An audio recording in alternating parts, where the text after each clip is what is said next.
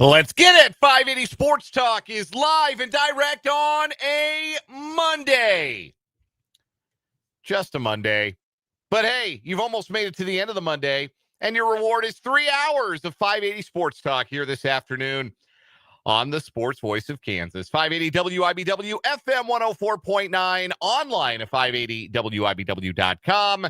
And on our streaming video channels, our YouTube channel, 580 Sports Talk, and the Facebook page, WIBW News. However, wherever, whenever you're tuning into the program today, thanks so much for being a part of 580 Sports Talk. My name is Dan Lucero. I am back. I was off Friday. I was in Florida over the weekend with Washburn basketball, about whom more a little bit later on. I am extremely tired. But I'm here.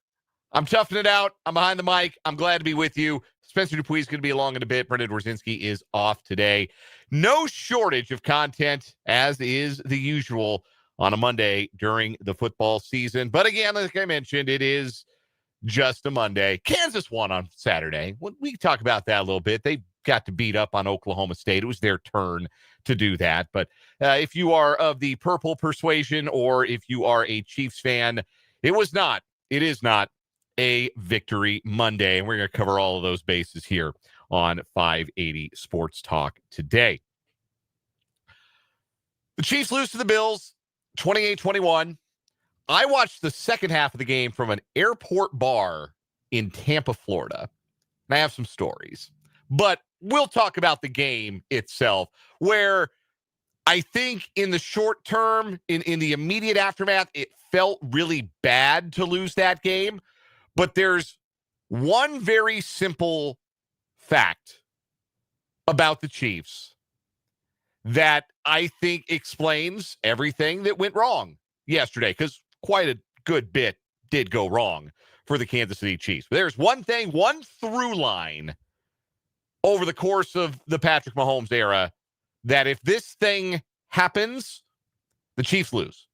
Or more accurately, if the Chiefs don't do this thing, the Chiefs lose. And the Chiefs didn't do that thing yesterday. We'll talk about what that was. We'll get into the obvious Achilles heel that the defense has right now, and we'll talk about how fortunate the Chiefs are that this is their bye week. This is a very opportune bye week for the Kansas City Chiefs, coming off of yesterday's 28-21 loss at Ralph Wilson Stadium. There's the Highmark Stadium. I don't know what they're calling it. Who cares? It's going to be a hole in the ground in 4 months. They build the new place.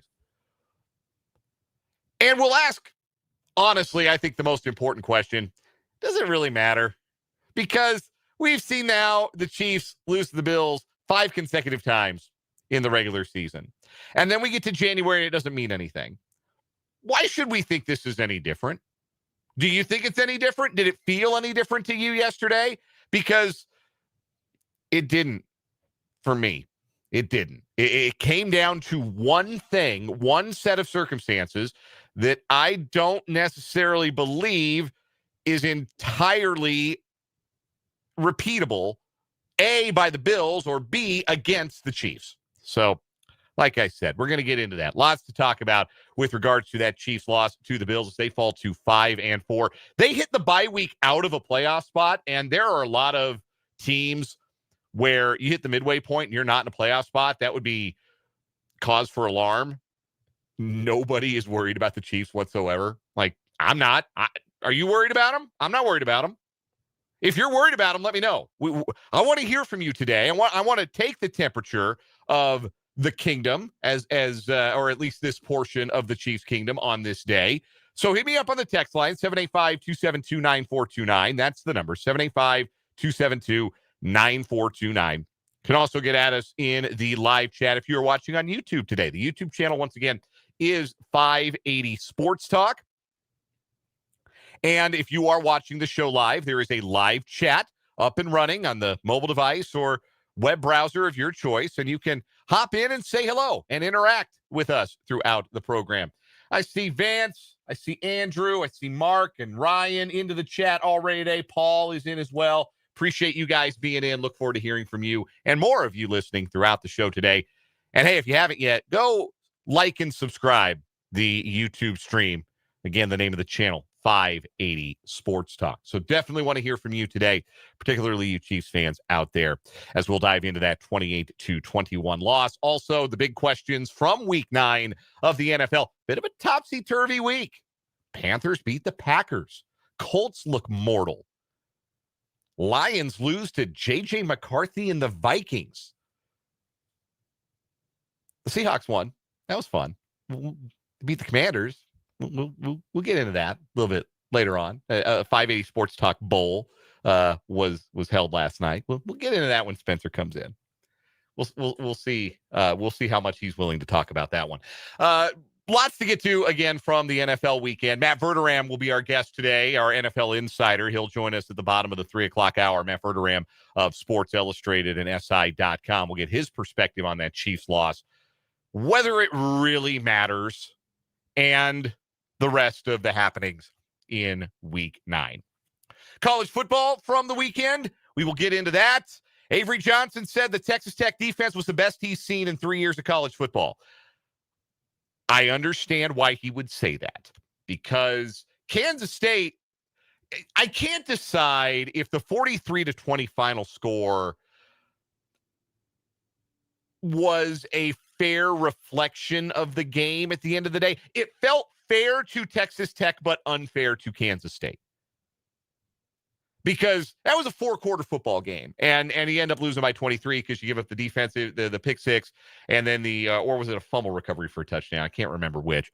And then the short field score after you have to go for it, and it got out of hand. But for the most part, that was a game that was competitive into the 4th quarter, and Kansas State did things well early in the game, just made too many mistakes, and you pay for mistakes when you play really good teams, and Texas Tech is, I still believe, the best team in the Big 12 Conference.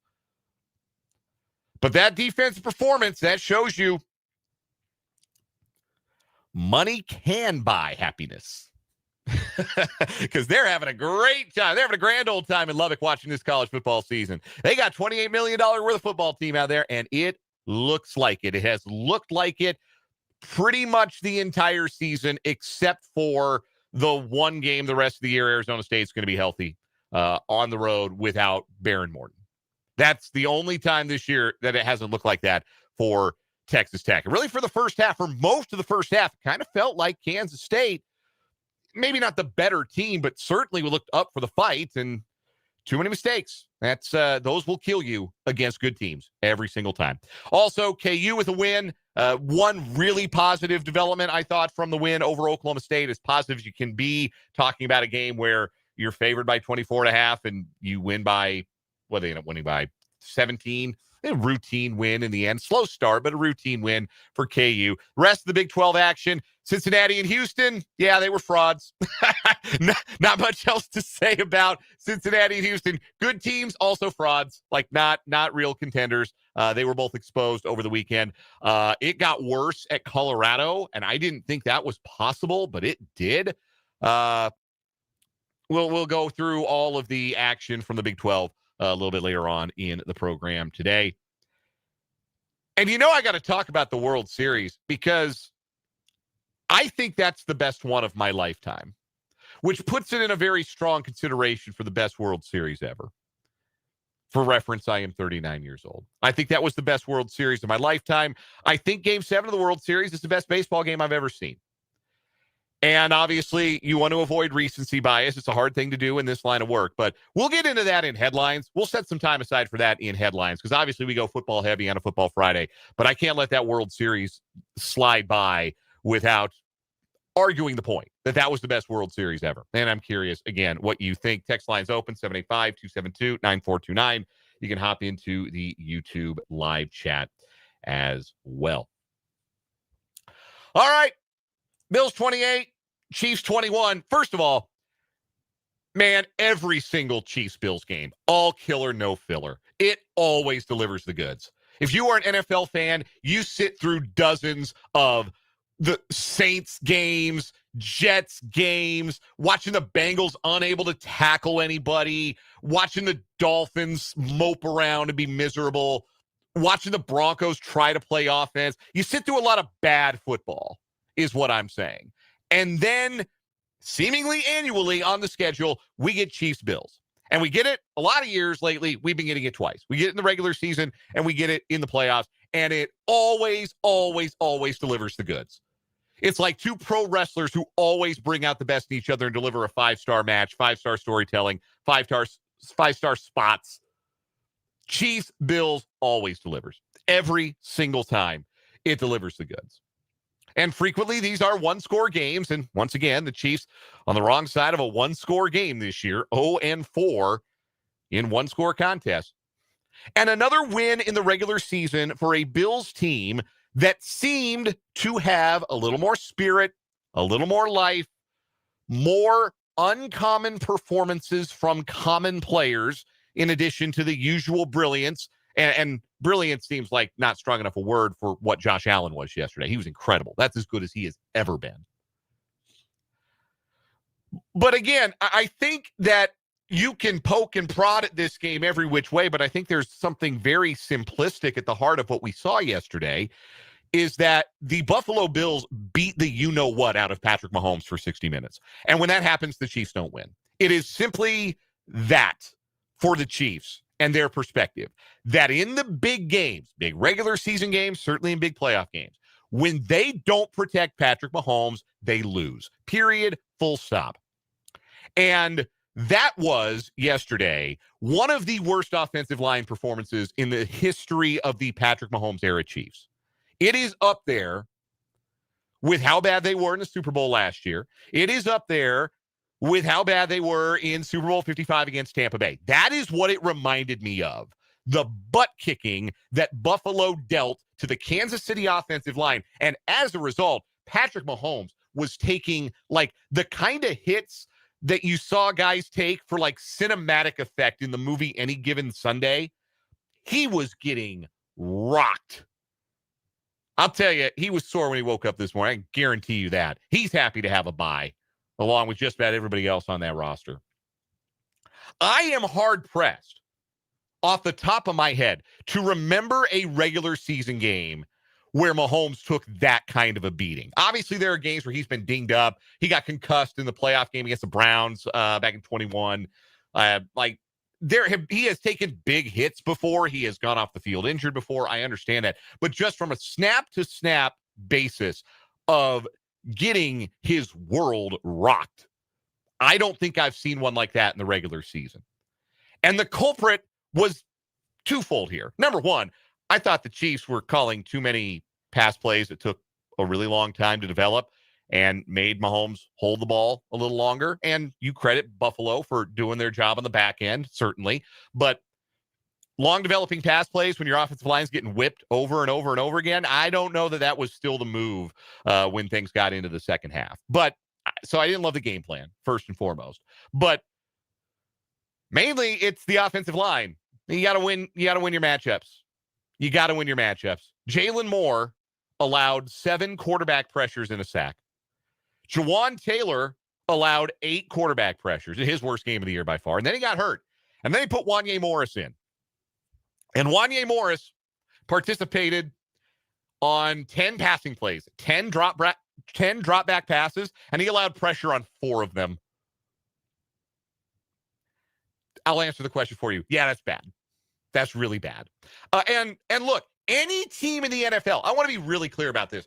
Any team in the NFL down to offensive tackle number 3 on one side and offensive tackle number 4 on the other is going to have a bad time.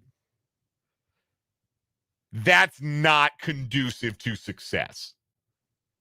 But it was only the end of the game where that was the case. They had Jawan Taylor out there, and he was getting beaten like a rented mule. Trey Smith was not good. Trey Smith, playing hurt, looked it. Needs the bye badly. Gave up a couple of early pressures in a way that you don't normally see him get beat. And the end result is we had a game where Patrick Mahomes failed to complete 50% of his passes, the first time in his career that's ever happened. He was pressured on 52% of his dropbacks. It was the 5th highest pressure rate in a single game in Mahomes' career. And when pressured, Mahomes' numbers, 3 for 16 for 61 yards and an interception. He threw that And I'm not fussed about the interception. And nice play by Maxwell Harrison. But on a third long late in the game, that functioned like a punt. That didn't bother me. Like that I don't see that as, oh, what a terrible play by Patrick Mahomes. He trying to make a big play, and if it gets picked off, it gets picked off at that point. Those stats, by the way, from Bill Barnwell's column at ESPN.com today. Another interesting note, by the way, about those 3 completions under pressure for Mahomes for 61 yards. All 3 of those completions to Travis Kelce. All 3 of those completions to Kelce. He's still the guy that Mahomes is looking for first when the heat comes. And when I say heat, I really only mean 4-man rush, because the Bills only brought more than 4 3 times. 3 times the whole game. They brought a blitz. Didn't have to. The 4-man rush was dominating. And that's the trick. Like if it was that easy, everybody would do it, right? And Patrick Mahomes wouldn't be in all these commercials with all these MVPs and all these Super Bowl rings. If it was that easy, we just get pressure with 4, we can beat these guys. Everybody would do it. But when you do it, that is how you beat the Chiefs. Or from the Chiefs' perspective, when you can't stop that from happening, that's how you lose. And that's why the Chiefs lost. You can point to the defensive struggles, and we're going to get to that later on in the show, because the Bills absolutely pressed on a bruise, a well-known bruise that the Chiefs defense has. But at the end of the day, you keep Mahomes upright, Chiefs probably win that game. And how do I know? Because you didn't keep him upright, because he didn't complete 50% of his passes for the first time, at least 50% for the first time in his career, because he faced the 5th highest pressure rate of his career, and he was 40 yards away from the tying touchdown at the end of the game. Even just an average effort up front, Chiefs probably win that game. Maybe if Isaiah Pacheco's healthy, they win that game. Maybe if they go for it or have at least one more timeout that would have given them a chance to try to run the ball against that porous Buffalo run defense down by the goal line after Hollywood Brown's catch at the end of the first half, and they get 7 out of that instead of 3 and change the complexion of the game where it's a 4-point game and not an 8-point game at the intermission. Maybe the outcome is entirely different.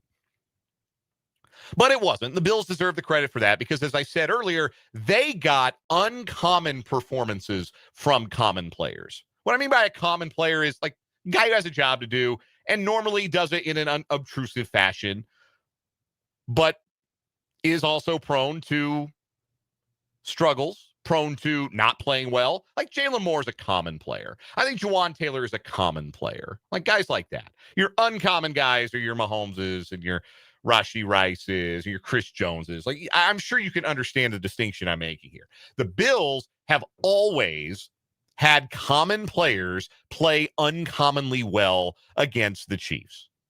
Yesterday, it was Cole Bishop and Michael Hecht. Cole Bishop looked like tonight. Like, you know, you go to like see a Broadway show or something, and then they say, well, tonight the role of whoever will be played by. Well, last night in Buffalo, the role of Cole Bishop was played by prime Ed Reed. And Cole Bishop, calling him common might be polite. He's not good. He was great yesterday. Give him credit. Not a great player. Not really an additive player for that Bills defense. He was awesome yesterday. Michael Hecht, he looked very fresh coming off that 6-game PED suspension. He was a difference maker for the Bills pass rush these last 2 weeks. He was a guy that they are really, really going to miss because he tore his Achilles there at the end of the game. You could kind of see it on the replay. It was pretty obvious. You saw the snap in the calf. You knew what it was. So he's out for the rest of the year, which sucks for the Bills. But you can't do anything about how good he was yesterday because he might have been, aside from Bishop, the best defensive player on the field for the Bills. But you don't want to hear, oh, man, we couldn't do anything about Cole Bishop. Or, boy, Michael Hecht was unblockable. Those are not sentences that if you're saying them after the game, things probably went well for you. But that is what it has been in the regular season, that the Bills have gotten those uncommon performances from their guys while Josh Allen has been great and James Cook has been great. And both of those guys were awesome. But still in all, Chiefs had the ball on the right side of the field with 11 seconds left. They got 3 plays off and didn't score the tying touchdown. But they gave themselves an opportunity. The opportunity was there to go and at least tie the game. And Who knows? Maybe to win, maybe it would have been to win the game if they played out the end of the first half a little better. Where do you come down on that decision, by the way? I'm curious. I didn't mind it watching it live because I just assumed the Chiefs would find some rhythm in the second half offensively. And that turned out to be an erroneous assumption. And in the end, they probably would have liked to have had those 4 points. And if they played it out a little bit differently. So as negative as you can be about this Chiefs performance, they lost by a score on the road to a really good team and had the ball with a chance to win late or tie or win late. That's football for you. And as far as, are there new bullies on the AFC block? Come on. We do this every year. And then we get to January and we find out the answer is no. So I'm not going to assume the answer to that is that yes this year, and you shouldn't either. We'll take a quick break here, our first break on 580 Sports Talk. We'll come back. We'll get your reaction. Text line 785-272-9429. YouTube comments as well.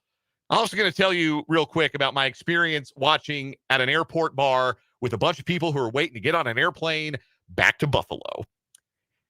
It was a little obnoxious. We'll talk about it next. We're just getting started on this Monday edition of 580 Sports Talk.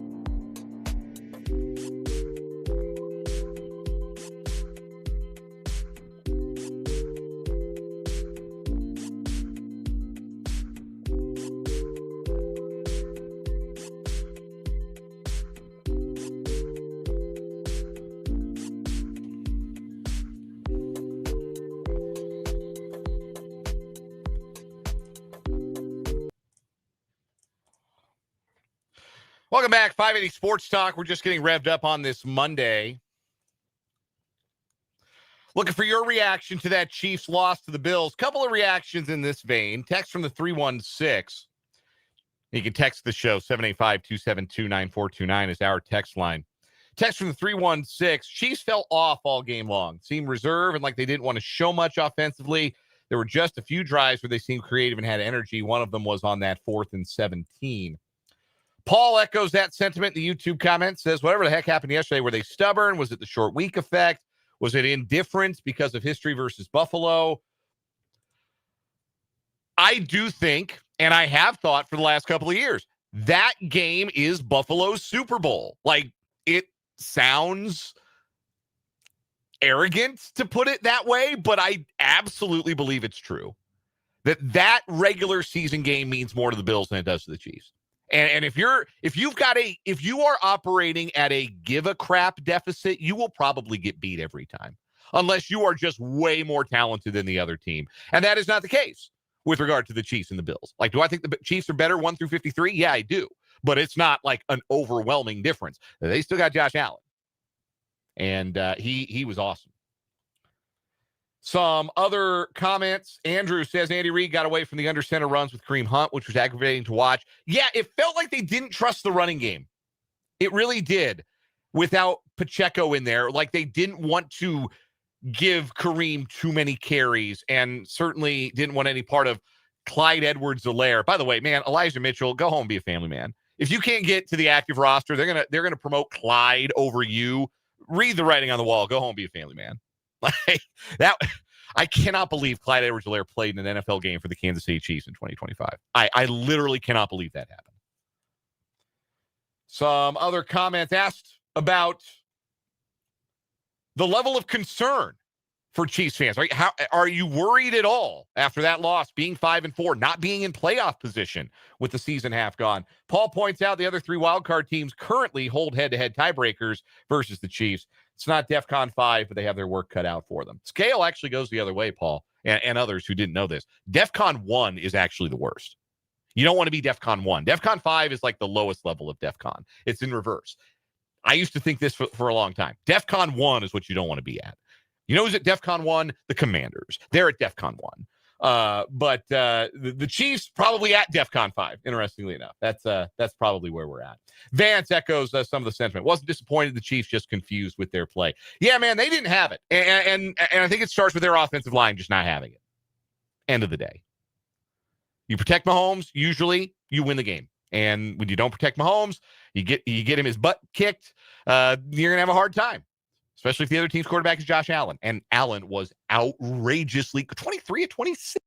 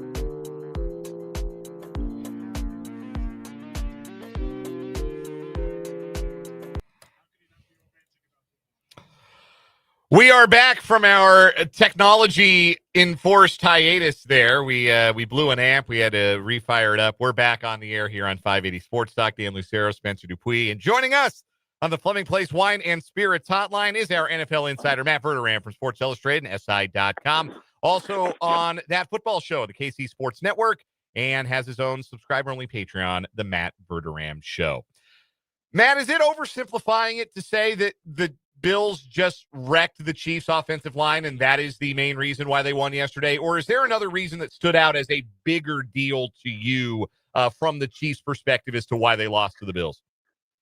Yeah, honestly, I think it's a major oversimplification of it. I mean, you look at the numbers and you say 3 sacks from Mahomes. It's the same amount of sacks the Chiefs had on Allen, for the record, but 15 quarterback hits, which is ridiculous. It's the highest total he's ever been hit in one game. Part of that was the offensive line. They were at one point playing 3 backups. Even when they didn't have their backups in, they certainly weren't playing as well as they've been playing. You could feel and see the Josh Simmons absence, which apparently he's back in the building now, so that is the huge thing for them as they get ready for Denver in 2 weeks. But it was a lot of things. Look, I sat down and thought about it. That might be the worst game plan they've ever had since Andy Reid's the coach. Like, I don't know what they were trying to accomplish on either side of the ball. It felt disjointed. It felt haphazard. I thought Mahomes had very good moments. I thought he played by his standards. I mean, for most guys, it's an average day. For him, I thought he was terrible. He missed too many just easy, quick reads underneath, and I think part of that was by design if they're trying to force the ball down the field. I'm not in the building. It's possible to say. But look, he held the ball a lot in that game. Some of that's credit to the Bills. They covered. They did a lot of things well.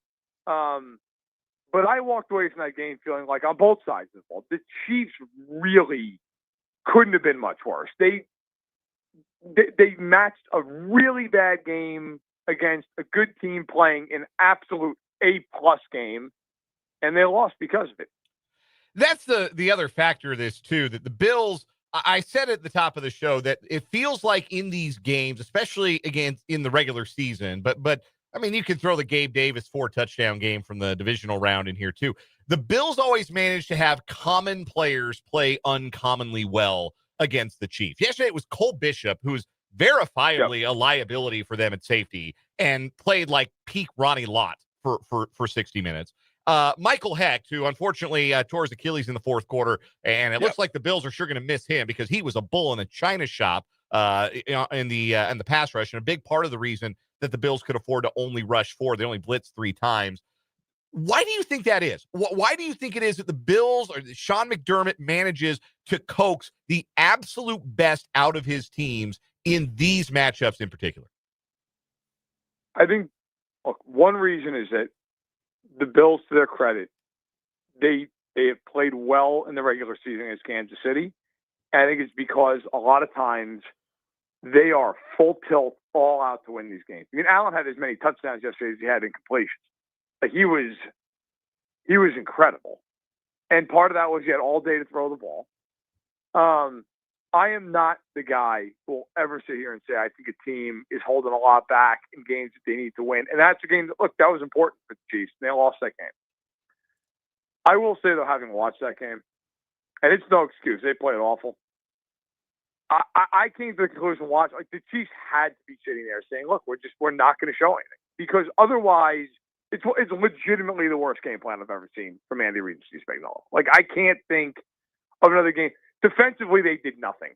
They rarely blitzed. When they blitzed, outside of one time with McDuffie, they were the most run-of-the-mill blitzes in the world. They played very vanilla coverages. They didn't mix it up very much. They had Tranquil on Kincaid, which was a disaster. They played Jaden Hicks 4 times next. 4 snaps. Like, I would argue he's the guy you put on Kincaid. He played 4 snaps next. It was bizarre. And I think the Bills have typically in those regular season games gone all out to win. And I think, look, it helps them in the regular season. It does hurt them in the playoffs. Because, like, let's say these teams play each other in 2 months from now, 2.5 months from now. Buffalo's going to play like that again. They have to. Like, you can't change that. That was a perfect football game. So the Chiefs are going to change everything. And if you're Buffalo, you're kind of guessing at how they're going to change.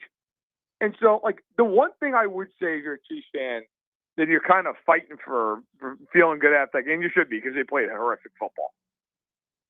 I don't know that the Bills could play any better. Like, I've watched every snap of the Bills this year. I don't know that it's possible they could play any better. I also don't know that the Chiefs could play much worse.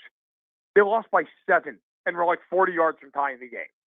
I mean, that would actually be one thing if I'm the Chiefs coming off that game. I'd be like, you know what? If that's the case, probably not the worst thing, even if we feel bad about the actual game that was played.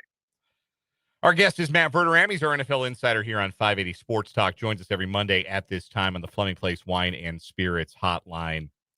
Let's move to the rest of the NFL, because it was a very odd week 9 in the National Football League. The Chiefs were far from the only team who fancies themselves a Super Bowl contender who did not play their best football. Let's start with the Colts getting drubbed by the Steelers. They turned it over 6 times in that game. Do we start to see the blueprint for how to slow down what has been, to this point, the best offense in the league? Or can the Colts kind of write this one off as a bit of an anomaly moving forward? I think a little bit of both. Like, you're not going to turn the ball over 6 times, probably more than once in a year, if that often. But I have said all year, the one thing that would concern me about the Colts is what happens when Jonathan Taylor doesn't have an all-pro day. Then what? Well, you found out, because he ran for 45 yards in that game, and the Steelers basically said, we're just going to tee off the entire game and see what happens. And what happened was Daniel Jones having 5 turnovers. Now, I don't think he's going to turn the ball over 5 times. He's always, even to be fair to him, throughout his career with the Giants, he was never a high interception guy. I watched that entire game. He could have easily turned the ball over like 8 or 9 times. Like, they were actually fortunate he only threw 3 interceptions. And that's against a defense that is bottom 5, a defense that is not good in the secondary. They are old, they are slow, and yet they did whatever they wanted to do. I mean, that game, 27-20, doesn't do it justice. That game was 27-10 with 5 minutes left. Look, I think the Colts are a good football team, but I've felt all year long that in the end, I still think Kansas City and Buffalo are going to end up in the AFC title game if the seeding ends up being that way. And I still feel that way. I still think in the end, maybe even Baltimore at 3-5. Like, this has to be the weirdest year I can ever remember in the NFL. There's a real chance Buffalo, Baltimore, and Kansas City are the wild card teams, and might be favored in every game they play if they're not playing each other. Like, it's bizarre. Like, I think the Colts can get it right, but I do think there are ways to beat the Colts. The Lions lost to J.J. McCarthy and the Vikings. McCarthy wasn't spectacular, made one spectacular throw at the end of the game, big-time throw to help seal the win. But what did that loss maybe reveal that's a little bit troublesome for Detroit right now as we hit the midway point? Well, look, I think we've seen it a few times now. It's kind of been a common theme in their losses. They lost Green Bay week 1. They got beat by the Chiefs in primetime week 6. If they can't really run you over, if that ground game can't get them not only yardage, but kind of make them play the way they want to play. You know, they're kind of the NFC's version of Baltimore in the sense of, if they can get up on you, it's a death sentence, because you start to have to play into their hands. You know, it's now you've got to throw. They know that. They can tee off. They can be aggressive in the way they want to be. They kind of dictate the terms. But when they can't do that, and it's even up or they're trailing, then all of a sudden they can't run the ball the way they want to run the ball. And while both quarterbacks, Lamar and Jared Goff, can certainly throw the football, their strengths are throwing when they're getting heavy boxes and when they can really utilize play action. When they can't do that, they're still good, but they're nowhere near their apex level of play. And I think the Lions, that has been a problem at times this year when they can't run the ball the way they need to get out and get in front. They struggle to just take a 5-step drop and throw the football. And really, they shouldn't. Like Baltimore, you kind of understand it. Detroit should not struggle to do that with all the weapons they have, but they do. Their offense is predicated on Montgomery and Gibbs. And that defense, that defense needs to be able to play downhill. If they've got to sit back and play a balanced game and deal with they're not talented enough to do that against teams with weapons. And Minnesota has weapons. We're joined by Matt Verderame here on the Fleming Place Wine and Spirits Hotline. And Matt, there are 5 6-win teams in the NFC, 3 of them coming from the West. Somehow the 49ers are sticking through it without Brock Purdy. They continue to win. The Rams get back Puka. They win, but he gets hurt again. And then the Seahawks, Sam Darnold looks like a legit MVP candidate after what he put on to the Commanders last night. How do you look at this division going forward where those 3 teams could all make the playoffs and steal wild cards from other teams? I think the Seahawks and the Rams are the 2 best teams in the division. I think they'll battle out. Like, the Niners have benefited from playing a ridiculous schedule, which, let's kudos to them, they've won, and they've had a lot of injuries. Those injuries are going to catch up there. I mean, at some point when they start playing good teams, that's going to happen. Now, that may not happen to the playoffs. I think like they play the Rams this week, and then I'm not going to get this right in order, I don't think, but their following 4 games are the Cardinals, Titans, Browns, and somebody else they should smoke. I forget who the 4th team is. Okay, and who, to their credit, somehow are 5-4. Yeah. But, so maybe Carolina gives them a game. But, you know, I think Seattle, look, I understand Washington's beat up. I don't care. Seattle just beat the daylights out of the Commanders next. And they could have scored 55 points if they wanted to last night. And the Rams, look, Stafford is playing at an MVP level himself. They've got weapons all over. They're very good on the front defensively. You know, they've added a little bit in the secondary as well. I like that secondary. I think they're not great, but better than they were at the start of the year. Well, the NFC is very hard to handicap because there are 6 or 7 teams in the NFC you look at and go, hey, look, I think probably 6 that you say that team could go to the Super Bowl. Like, it wouldn't shock you if they got to the Super Bowl. Matt Verderame, our guest here on 580 Sports Talk. I want to double back to the Chiefs here. What is most important for them having their bye week now? Having the bye week following the Bills game, they go in 5-4, almost splits the schedule right in half. What is the most important thing the Chiefs have to get right for themselves at the bye? They just got to focus. Like, I know, look, we could talk about the pass rush. Their pass rush is just, it's not that good. Like, they're not. I've had a million people asking, who should they trade for? No, but I'm not saying don't make a trade, but like, it's not going to drastically fix everything that's gone out this pass rush. It's just kind of an average run-of-the-mill pass rush by most league numbers. I think the offensive line, look, Simmons, it appears now, is back.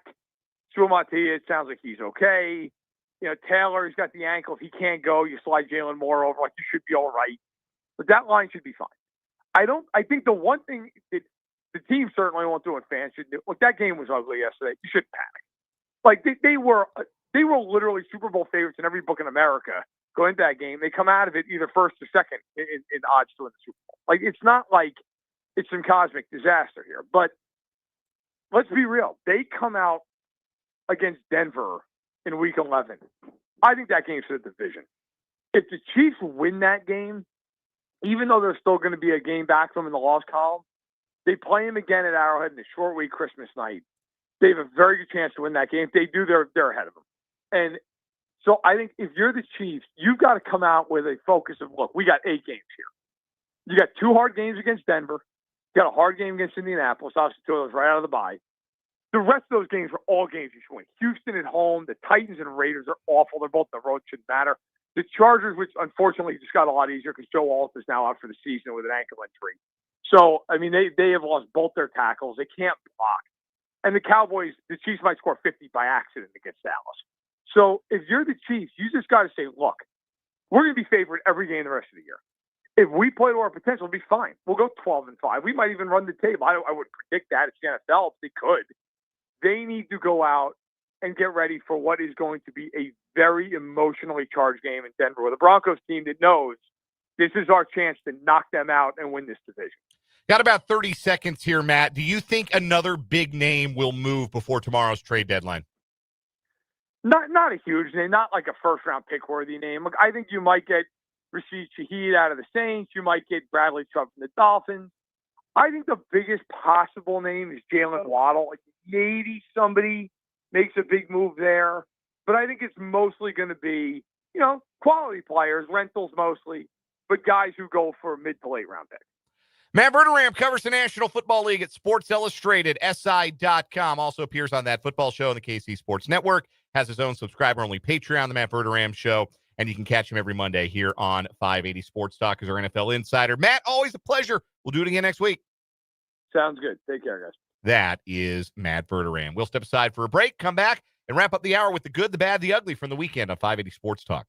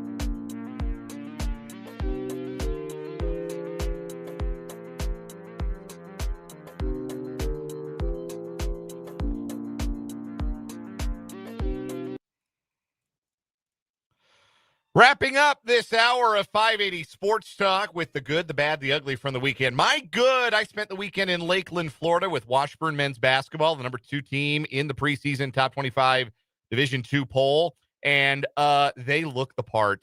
They beat Augusta by 48, scored 101 points in their opener, and Augusta's a perennial NCAA tournament team. Then against third-ranked Dallas Baptist, a fellow national semifinalist from last year, Washburn overcame an 11-point first-half deficit, led by as many as 15 in the second half, and controlled the game for the final 10 minutes on their way to the win. Brett Ballard's got himself a squad. If there's a better big man in the country in Division II than Dylan Clausen, I'd like to see him. If there's a better point guard than Jack Batchelor, I'd like to see him. If there's a better defender than Jeremiah Jones, I'd like to see him. This team's going to be really, really good. Get out to Lee Arena, check out all the renovations, and watch this team this year. They're going to be awesome. What's your good, Spencer? Yeah, the good for me, the Commanders' uniforms when they ran out of the tunnel, very good, very clean, very original, nostalgic. And then when they had the shot from the cable cam showing them getting ready to lining up for the kick return, the whole garb, the socks with the red and burgundy stripes, the pants, the jersey, that was all that was good. Also saw the Bruce Springsteen Deliver Me From Nowhere biopic thing. Very good. Cool. Very good. A lot of people were saying it wasn't good. I think it's very good, and it details how crazy it is for artists and songwriters to go from the road to, trying to be sedentary and stay in one spot. This has been Talking Movies with Spencer. Yes. My bad. Airport beer cost me $12 in Tampa. I didn't appreciate that. Just a pint. A $12 pint. It was good, but it wasn't that good. What was your bad? The way Kansas State lost the game. They just, didn't. I thought it'd be closer. The ugly for me, and we'll get into this in headlines, a rash of season-ending injuries in the National Football League. Tucker Kraft, Jaden Daniels, Marshawn Lattimore, Joe Alt, Michael Heck. Tough week.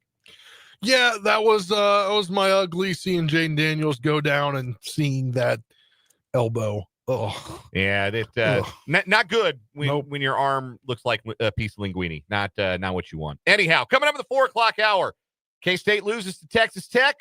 We'll talk about that, the rest of the Big 12, plus the defensive Achilles heel that was exposed for the Chiefs. Next on 580 Sports Talk.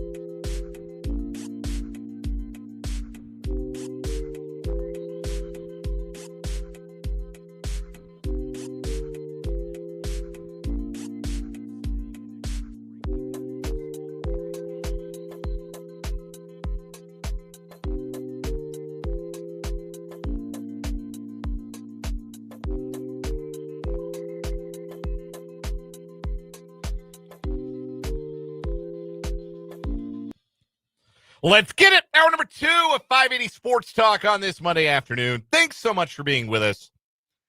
We know you have entertainment options. We're glad you've chosen this one today on the Sports Voice of Kansas, 580 WIBW, FM 104.9, online at 580WIBW.com, and in living color on our YouTube channel, 580 Sports Talk, and our Facebook page, WIBW News. Dan Lucero, Spencer Dupuis with you until 6 o'clock when we'll pass the baton to K-State women's basketball. It's the season opener for the Midi Cats tonight at Bramlage Coliseum. They take on the Mavericks of Omaha. 6 o'clock pregame, 6:30 tip-off at Bramlage tonight. You'll catch it right here on 580 WIBW, FM 104.9. They'll be followed by a tape-delayed edition of Chiefs Kingdom. K-State men open tomorrow. They've got UNC Greensboro in their opener at the Octagon. KU men, of course, open tonight. Take on the Fighting Doug Gottliebs of Green Bay at Allen Fieldhouse. Do we know if Doug Gottlieb was hosting his national radio show today? We assume that he was. He does it every day. Yeah, but I thought sometimes he doesn't when he has got games. I don't listen to Doug Gottlieb's radio show, brother. I can't help I you. don't either. I was just wondering. I cannot help you. You'd have to go and check the podcast archives of the Doug Gottlieb show on whatever network it is that he is on. What is it anymore? I don't even know. Fox, I want to say. Is he on Fox? With Fox Sports Radio? I genuinely do not know.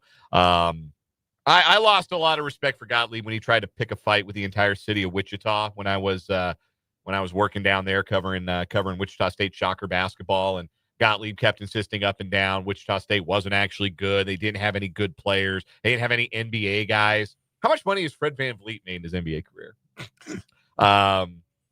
Did Ron Baker play in the NBA, or did I make that up? Ron Baker, who Doug Gottlieb once said he should quit basketball and go find a place to play tight end. Yeah. So it looks like he's in Fox Sports. Okay. Fox Sports Radio. All right. Hope we don't get copyright struck for that little Willie Nelson in the background. Sorry. I was checking out his Instagram story, and he had to post that they were on the road again, getting off the airport getting off a plane 22 hours ago at MCI, and headed to Lawrence. So okay. So yeah, was not expecting that. We'll see if Green Bay basketball can improve The on old Phoenix. Whatever their record was last year under old Doug. What did they go? 4-28. 4-28 last year. So can only get better from there. You'd assume.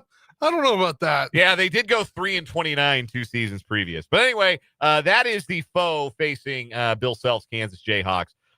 I don't know. Bill doesn't go out of his way to embarrass opposing teams. I don't think they're gonna stun on Green Bay on purpose. I think they're just gonna do it because they've got better players. I think it could get out of hand really early at Allen Fieldhouse. Game's on ESPN Plus. If you want to watch that tonight, that is a 7 o'clock tip-off. Did you hear how when I guess it was asked last week what Bill Self said how the game got scheduled? I did not know. So basically, once Gottlieb took over, he used his contacts to call some of the best teams in college basketball in the Midwestern area, I guess. So he called Kansas basketball and said, "Can we work out a game?" And it just so happened to be the opening game of the It is the opener for both teams tonight. Still to come in this hour of 580 Sports Talk. We're going to talk more about that Chiefs loss to the Bills. The Chiefs defense has a glaring issue, and I'm not sure that there is an easy fix. And we'll talk about that a little bit later on in the program. The Chiefs can still be good with this being a weakness, but it makes the game state for the Chiefs even more important. I'll explain what I mean when we get around to that. We'll also start a new week, a new month of What Is Wrong With You. $900 at the Fuddruckers won last month, won the October championship. I was listening. I caught the podcast on Spotify on my flight on Saturday morning. to our show. Yes. Wow, look at that. I listened to the show on Spotify, downloaded it to my podcast on Spotify so I could hear you guys pick the winner. You chose correctly for the record. You chose what I would have chosen. So we'll start a new month. We'll start a new week of What Is Wrong With You. We're going to talk some college football here as well. We want to hear from you, 9429. That is 785-272-9429. Can also jump in the YouTube chat. Love to interact with you as we go along. Spirited conversation in the YouTube during that timeout. I don't think that Major League Baseball should have a salary cap because I think that salary caps are anti-labor. And I don't think any sport should have a salary cap, frankly. Spend the money or don't. You got the money, spend it or don't. I think before we get into this is not a whole dialect that needs to go on. It could be a whole nother show. We could do this during the off season sometime. You need a salary floor. Yes, you need a floor so that these teams that are crying poor actually have to go and build a competitive roster. Yes, they have to have at least whatever a payroll. Yeah, I'm good with a floor. I'm good with luxury taxes. I'm good with teams that are able to spend well beyond what everybody else spends, having a luxury tax or revenue sharing or all the things that already exist in Major League Baseball. But if you want to point to the Los Angeles Dodgers, they're the bad guys because they won back-to-back World Series. They could spend more money than anybody else, so they're the bad guys. So if Jeff Hoffman doesn't hang a slider to Miguel Rojas, is baseball saved? Like, is that what we're dealing with here? Did Jeff Hoffman ruin baseball because he hung a slider to the worst hitter on either team? For the record, it's very funny that the Dodgers and their ginormous payroll, whatever it was, however much money they had on the field, they didn't have a playable bench bat on their entire roster. They didn't have anybody they could bring off the bench to pinch hit, so they had to hit Miguel Rojas 2 outs away from losing the World Series. And Rojas hits, this is not a joke, the hardest ball of his career. Yeah. Exit velocity-wise. The hardest hit ball of Miguel Rojas' career to tie World Series Game 7. Best baseball game I've ever seen. We're going to talk about it a little more in headlines, but I disagree with the notion that Major League that any league needs a salary cap. I fundamentally disagree with that notion based upon I think it's anti-labor. I think that if the leagues are making billions and billions of dollars, then it should not be restricted how much of that goes back to the players. I do not think there should be restrictions on how much of that goes to the labor. Who would you rather see get paid? The rich dudes in suits or the guys you cheer for? Who would you rather see end up with that money? Who would you rather see end up with that money at the end of the day? The guys you root for, the guys who bleed, the guys who sweat, the guys whose jerseys you buy, or some rich D-bag in a suit sitting where you can't sit, eating lobster and sipping champagne while watching the game? Who would you rather see end up with the money? I know where my opinion lies. All raising ticket prices, by the way. Yes, raising ticket prices on you. Raising concession prices on you. We can't even afford to pay this much money for our roster. We got to jack up the ticket prices every year. So no, I think that I think salary caps are fundamentally anti-labor, and if you are siding with the owners, I think you should rethink that. Like I think that's a position that you should sincerely rethink. That if you are pro-owner rather than being pro-labor, I would ask you why that is the case. I would sincerely ask you why. Not me being a hater, like me sincerely trying to have a dialogue with somebody who believes. And I want it to be respectful, and I appreciate, like I said, Jayhawker. I appreciate MPM bringing their thoughts to the YouTube chat. And anybody else bring it to the YouTube chat today or the text line 785-272-9429. We can disagree. Disagreement is the foundation of good sports talk, good debate. But I would sincerely ask, why are you pro-owner? Why do you want them to make more money and the players to make less? That is my question. That is my sincere question. Anyway, we'll talk about the stuff on the field. We'll get into baseball and headlines because we got to carve out some time for the best World Series of my lifetime. It was awesome. And the best baseball game I've ever seen, Game 7 of the World Series. I didn't realize this. I guess because I just don't know. If it's like for baseball particularly, if my team's not in it, I may not pay as close of attention and think about it. I didn't realize that the last Game 7 in the World Series before this was my beloved Nationals in 19. Yes, it was. I didn't. I assumed there would have been more Game 7s, but I guess that was the last one in the World Series. But I did want to start with some college football, and I guess it's appropriate that we're talking about putting the money on the field because we're about to talk about Texas Tech because there ain't no more money on the field, maybe in America, than on that Texas Tech roster. And when you watch them, and if that was you as a K-State fan, your first chance to really watch K-State or watch Texas Tech this year, that looked like $28 million for the football team, didn't it? Avery Johnson said after the game, a 43-20 win for the Red Raiders in Manhattan on Saturday, said it was the best defense he's faced in 3 years of college. And Yeah, I cannot disagree with Avery's observation. I think that is very a keen eye for the youngster to say that about Texas Tech. It took Tech longer to get out to the kind of lead that they have enjoyed in most of their games. Their whole thing is they stomp on your face in the first 15 minutes, and then they rip off your arms, and then they beat you with your own arms for the next 45. And that's how they win. They've just been killing teams. Now, there have been two exceptions to that rule this year. Teams that did not let them get out to the big early leads. One was Arizona State, and Arizona State beat them.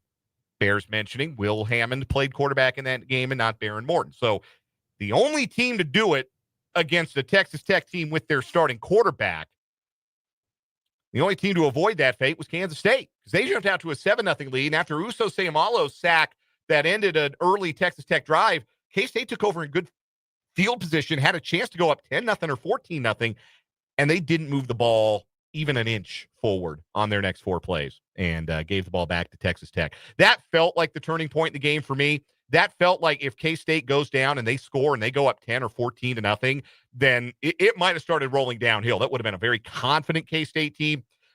Texas Tech's completely out of their game script, haven't been down like that all year, maybe wouldn't have known what to do. K-State could not put them behind that 8 ball, and then they started turning the ball over. And Avery threw a pick on his first throw of the game, but then the Jace Brown fumble late in the first half was absolutely killer.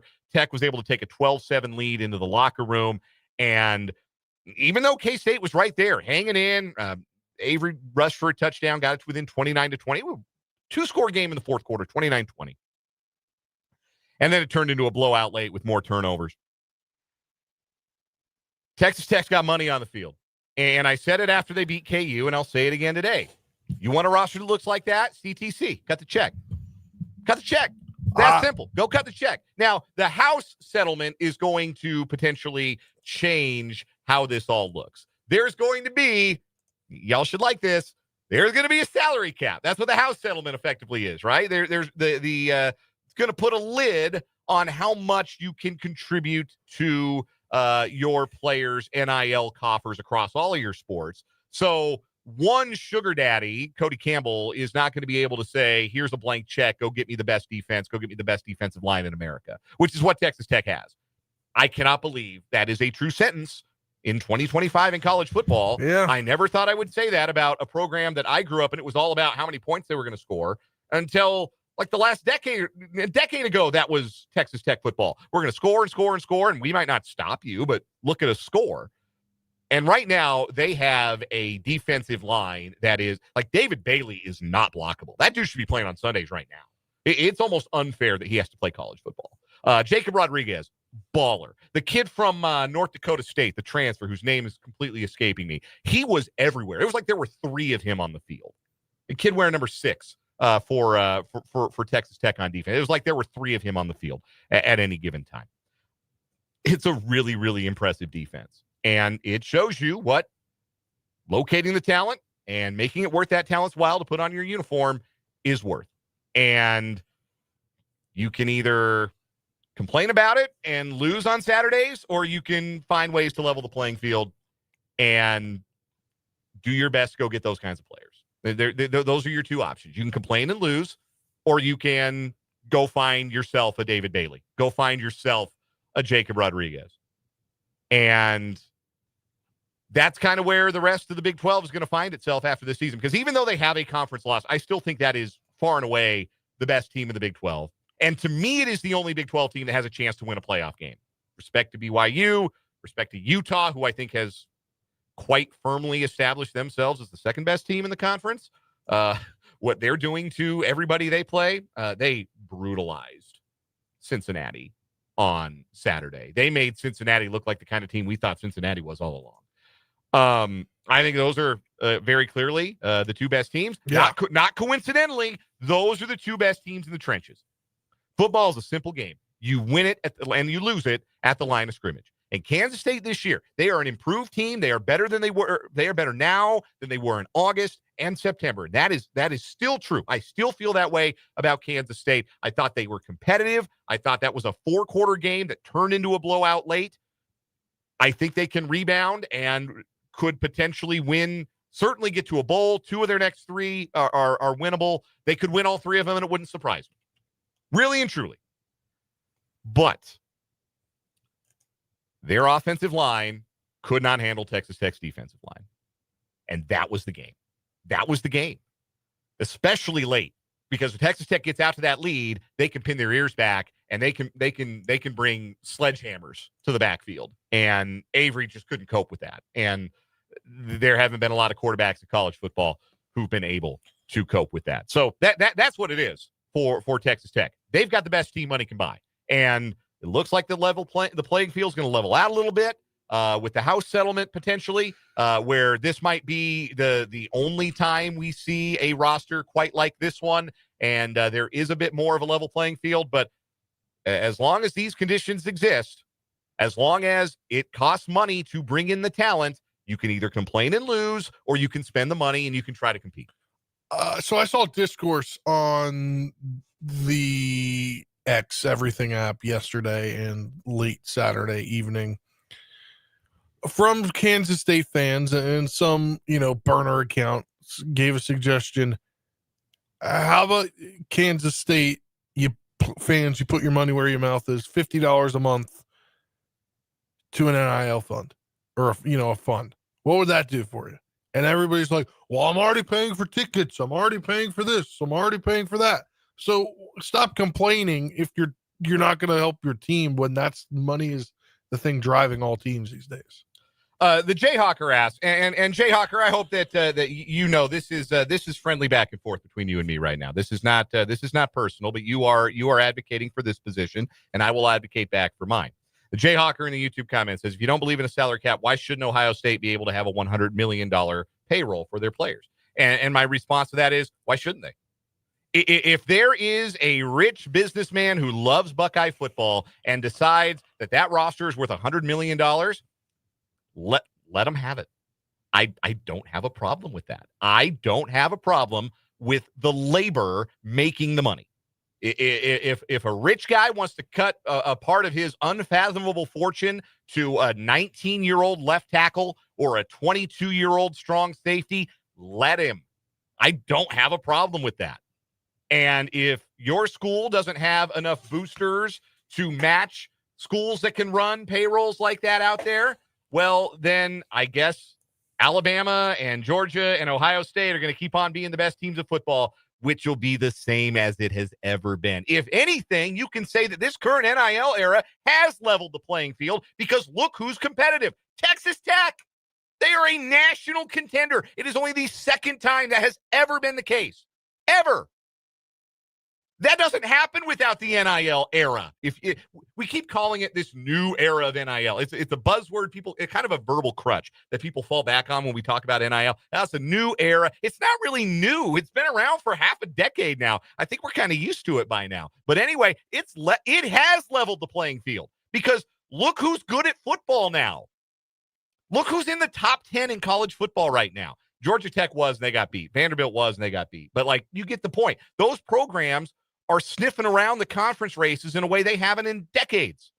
At Vanderbilt, in a way it never happened in your life, my life, anybody's. I've got another team, Virginia. Yeah, they're good all of a sudden. Yeah. Guess what? Virginia is a school that has a lot, like, their average salary for a person that graduates, very high. Yeah. They've got money, people. Clearly. MPM responds. I know one, too. MPM responds, you wouldn't call K-State cheap if they couldn't raise that kind of money. It's a different conversation in college sports than it is in professional sports, where you have owners. There's a difference between owners and donors, right? The donor gets to choose what they do with their money. If you're an owner and you buy the team, you should spend money on your team. You should spend money on your players. You should spend money on your product to make it a compelling product, and then not complain, well, nobody comes and watches my team play. Yeah, because they suck. That's why nobody's coming to watch your team play. Donors is a different deal, because that's still discretionary spending. And if K-State doesn't have a Cody Campbell, there's people with money at K-State. There's people with money in Manhattan. There's people with money tied to K-State. You know who they are. Their names are on all the buildings. If they decide that they want to put a $25 million roster on the field for K-State next year, good for them. If they rather not spend that kind of money. They want to say, well, let's see what you can do. Let's see what this coaching staff can do with maybe an extra 10, 15 million. Well, then that's what it is. Spend it wisely. You can't miss. It's a little like a scholarship limit, right? Like you got in the smaller sports where you have, like in baseball, you don't have a full roster full of scholarships, right? You give out a lot of partials, you give out a lot of tuition only or room and board only. But if you're going to give a full scholarship, you better not get it wrong. you better not get it wrong. Like K-State men's basketball gave $3 million to Coleman Hawkins. That was too much money for that player. Don't give $3 million to a Coleman Hawkins. Well, I think that might be part of the reason people may not be so inclined to do so, because look what happened. Burned very badly. Yeah. It can go right or it can go wrong. This could have gone wrong for Texas Tech. Like there's a scenario where Baron Morton could have torn his ACL week 1 and Will Hammond had just not been that guy, and they'd be sitting at 500. We'd all be pointing and laughing. That's what $28 million gets you. You got to go win the game. Yeah. You got to go win the games, but you got to stack the talent. Give yourself a chance to win the games. And again, you can complain about the conditions and look up at all those teams spending money in the standings, or you try to do something about it. And again, college sports is a little different than pro sports. It's a lot different. But college sports, donors are different than owners. Donors, they have to be convinced because that's still their money. They're not their money is not invested into the team unless they decide to invest it into the team. Cody Campbell could have kept that $28 million. What would you done with $28 million more dollars? What have you done? Buy another car? Buy another house?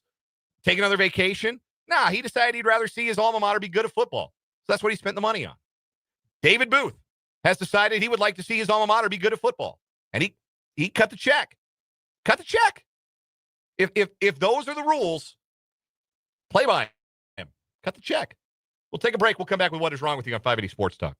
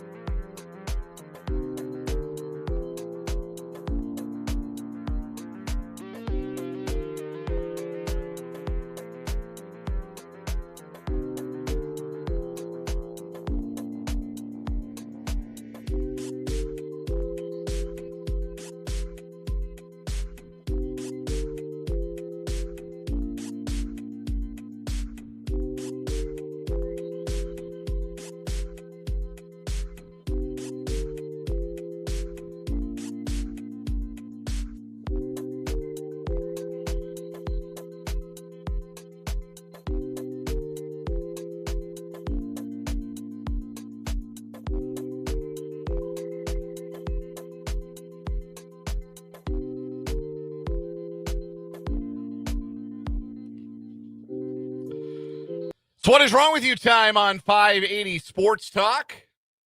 2 new stories to start a brand new month of November, our 11th month. Daylight savings time is going to be dark by the time it's almost already dark. Yeah, I mean, when we're going to be driving home with our headlights on. Yeah, it is. I hate leaving the studio to darkness. It bums me out. Anyway, I thought about that Friday as I was heading to the game. I was like, oh, last time it'll be light. You know what usually doesn't bum me out? These fun stories on what is wrong with you. We go to Puyallup, Washington. What? Puyallup, Washington, not pull y'all up.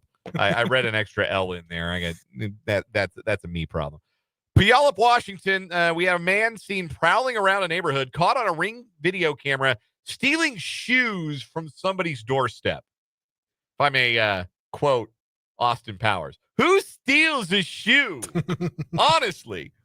Around 12:30 a.m., deputies responded to the Gem Heights area, saw a white sedan speeding out of the neighborhood. Deputies initially lost sight of the car, but later found it in a ditch with a man and a woman holding a dog walking out of the bushes nearby.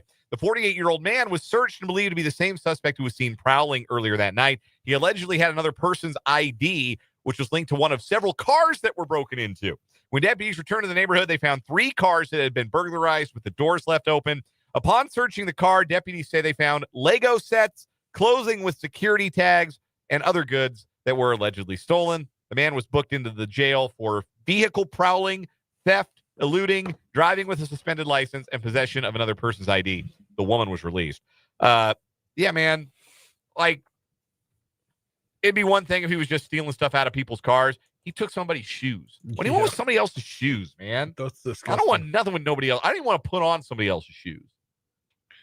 Anyway, so that's our guy, the shoe thief. What do you got today for our first November story, Spencer? Well, I brought you last month the winner of the month, $900 to Fuddruckers, among a lot of money embezzled in different places from a sheriff in South Carolina. We're going to West Virginia.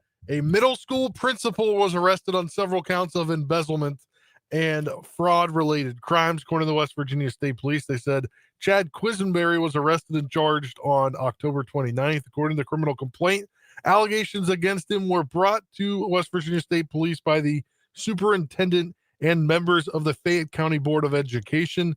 They began an investigation on September 4th, finding that between January 1st, 2024 and September 4th of 2025, Quisenberry had falsified account records involving bills paid by the school to BSN Sports LLC, which is like a sports apparel company. Like, sure, yeah. Hey, I want to have such and such my school. Yeah, they do uniforms. Yes, uniforms and retail products. Yeah. Officers were told that the middle school normally worked with BSN Sports for purchases and transactions related to retail products. They were able to identify 12 counts of falsifying account records, which were altered to reflect a personal account number Quisenberry had with the company, as well as changing dollar amount totals to match transactions on his personal account. The complaint says officers also identified 13 counts of access device fraud, where the school's government P card was used to Quisenberry's falsified accounts, which credited his personal account. The 13 transactions totaled $7,938.58. Officers found multiple cash transactions associated with school's fundraisers and accounts were unaccounted for after they were given to him. One incident from the summer of this past year involved a basketball fundraiser at the middle school, which resulted in $3,270 unaccounted for. They said the funds were last known to be in his possession. He was questioned by multiple school officials about the funds, which he denied having. After being questioned by members of the school board, he brought the $3,270 and submitted it to the board office. So he got busted for that money. Yeah, he said he had put the funds in his safe at home and forgotten about them. But looks like there's a story here. Somebody gave him money directly for a new football helmet, and he billed the school and kept the money. Yeah, he running fraud around sports equipment. Yeah, he resigned that day when the investigation started. He was charged with 1 count of embezzlement, 1 count of attempted embezzlement, 1 count of fraudulent schemes, and 1 count of obtaining money under false pretenses. He was also charged with 12 counts of falsifying account records by a public employee and 13 counts of access card fraud for using the P card. He was initially arrested and then released. The investigation is still ongoing, so nothing else of development yet. We can confirm, by the way, this is no relation to the late Dan Quisenberry, royal great. The names are spelled differently. Well, that's good. Said the same, but spelled differently. All right, so we've got the principal embezzlement and the guy who stole shoes. I kind of lean toward the shoe thief. Like, he might have just been a klepto, but at the same time, like, man, why are you taking somebody's shoes off their front porch? Yeah, really? But this guy took money from a fundraiser and forgot it was in a safe. Like, no, I don't think you forget money's in your safe. You put it in your safe so you can use on a rainy day. Yeah, like I understand your argument. And also the story you told about getting the helmet, that's even worse. Yeah, he was running all kinds of scams. Like, there's a lot of variety of scams here. And then he was so not only was he using the school's P card to purchase money on his account from BSN Sports, but he was also doing multiple other things. Yeah. So, okay. All right. The guy stole 1 pair of shoes. This guy did a multitude of things and thought he could get by with it, and people were questioning him. You swayed me. Principal Embezzler will win here today on What Is Wrong With You. Continue to tomorrow. When we come back, the Chiefs defense has a problem, and it's only a problem in a certain circumstance, but it's a very big problem. We're going to talk about it next on 580 Sports Talk.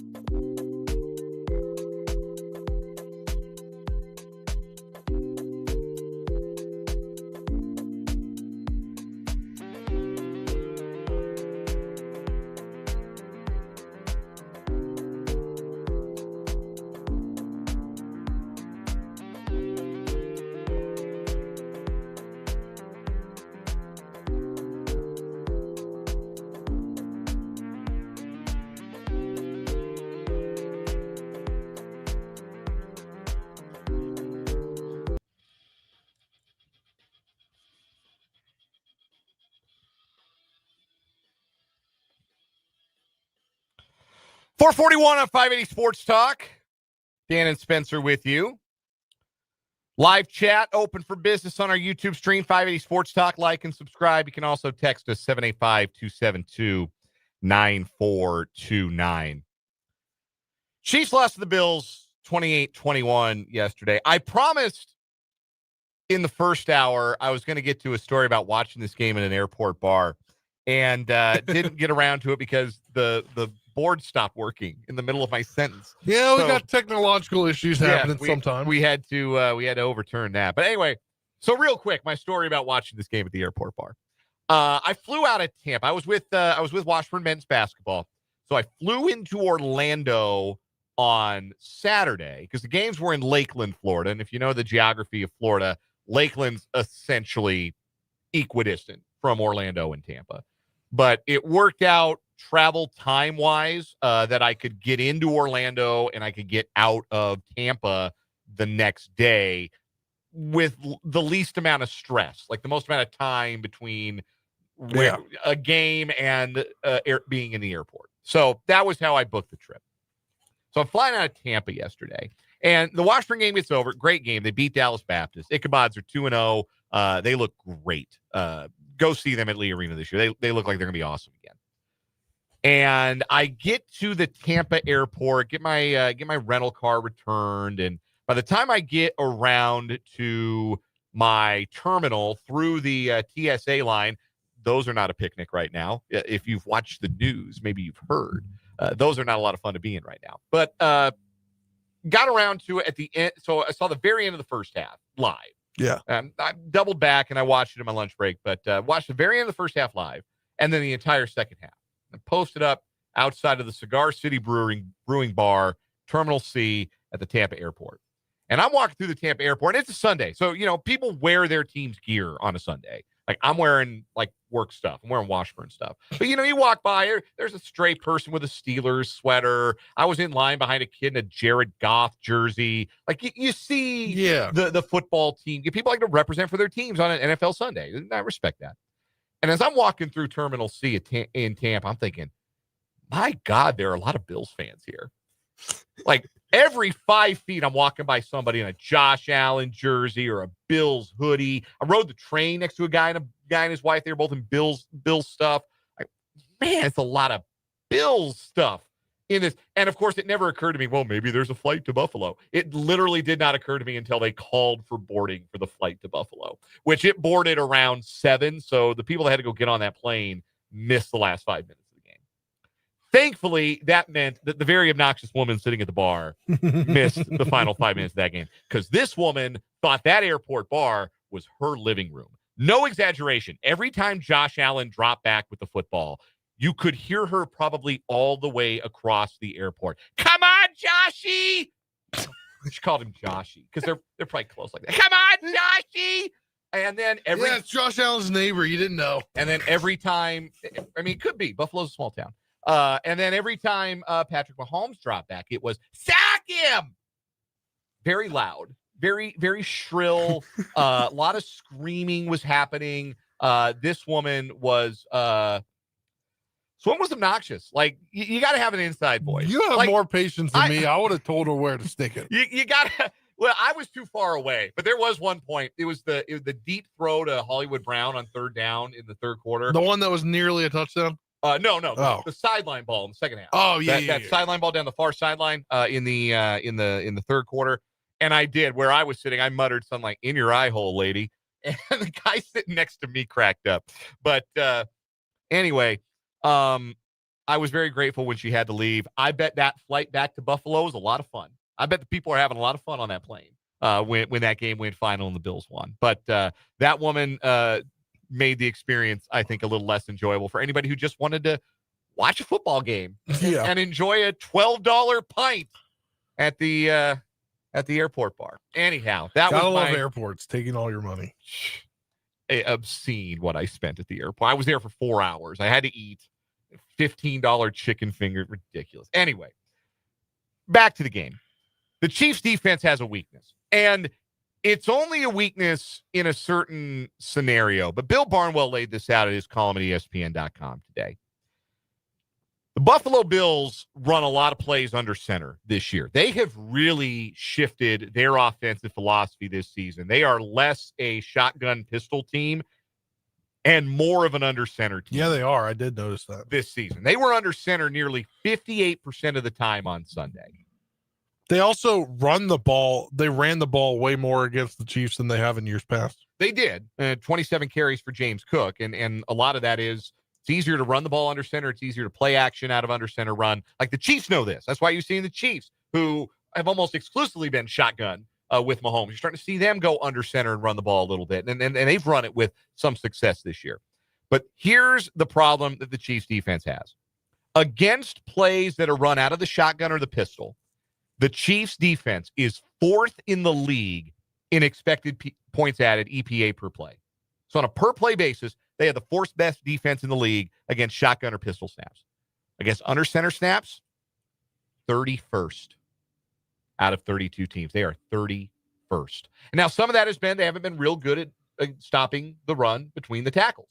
And the addition of Mike Pennell, at least immediately, did not turn the Chiefs into the best run defense in the league. I have a text from 785. Mike Pennell brought back as a run stopper. James Cook said not so fast. Yeah, that was not an overnight smash sensation. Like, maybe it was foolish to think it was going to be, but broadly, that's the issue that the Chiefs find. And here's the thing.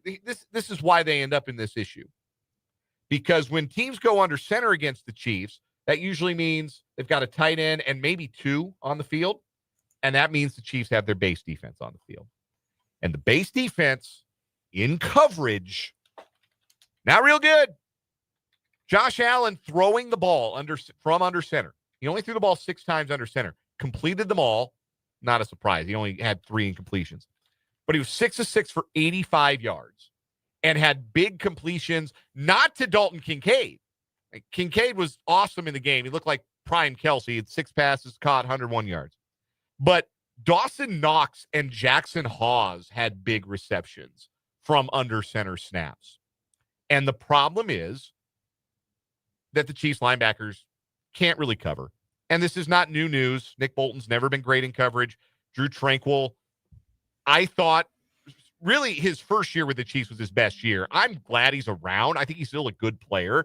But good players aren't great players because they can't do everything. And Drew Tranquil, I think, has gotten worse in coverage since his first year as a Chief. And you combine that with some things that Trent McDuffie said after the game were just breakdowns in coverage, breakdowns in communication. What you end up with is a whole lot of open space down the field, a whole lot of open space for tight ends and running backs, a whole lot of open space for yards after the catch with some of that underneath stuff. And the Chiefs have to come up with better answer against offenses like this. The ultimate answer, getting teams out of doing that stuff, is take a lead.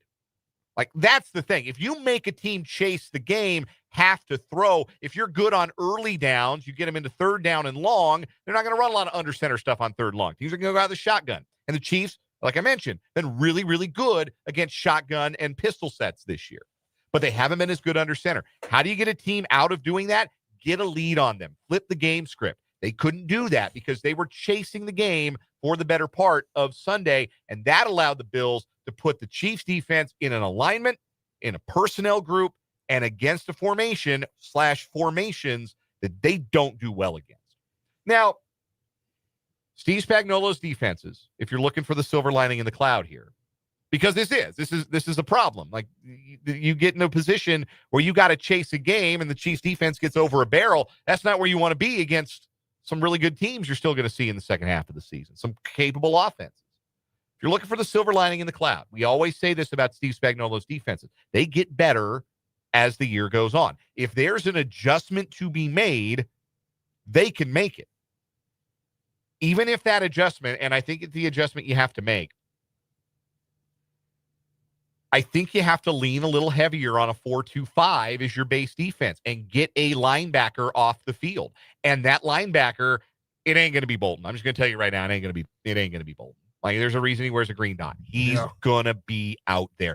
Maybe he's not out there in like obvious late game passing situations, but like Nick Bolton is going to be out there. I don't even know why I said that maybe. Nick Bolton is going to play every down, okay? Unless he's hurt, he's going to be out there.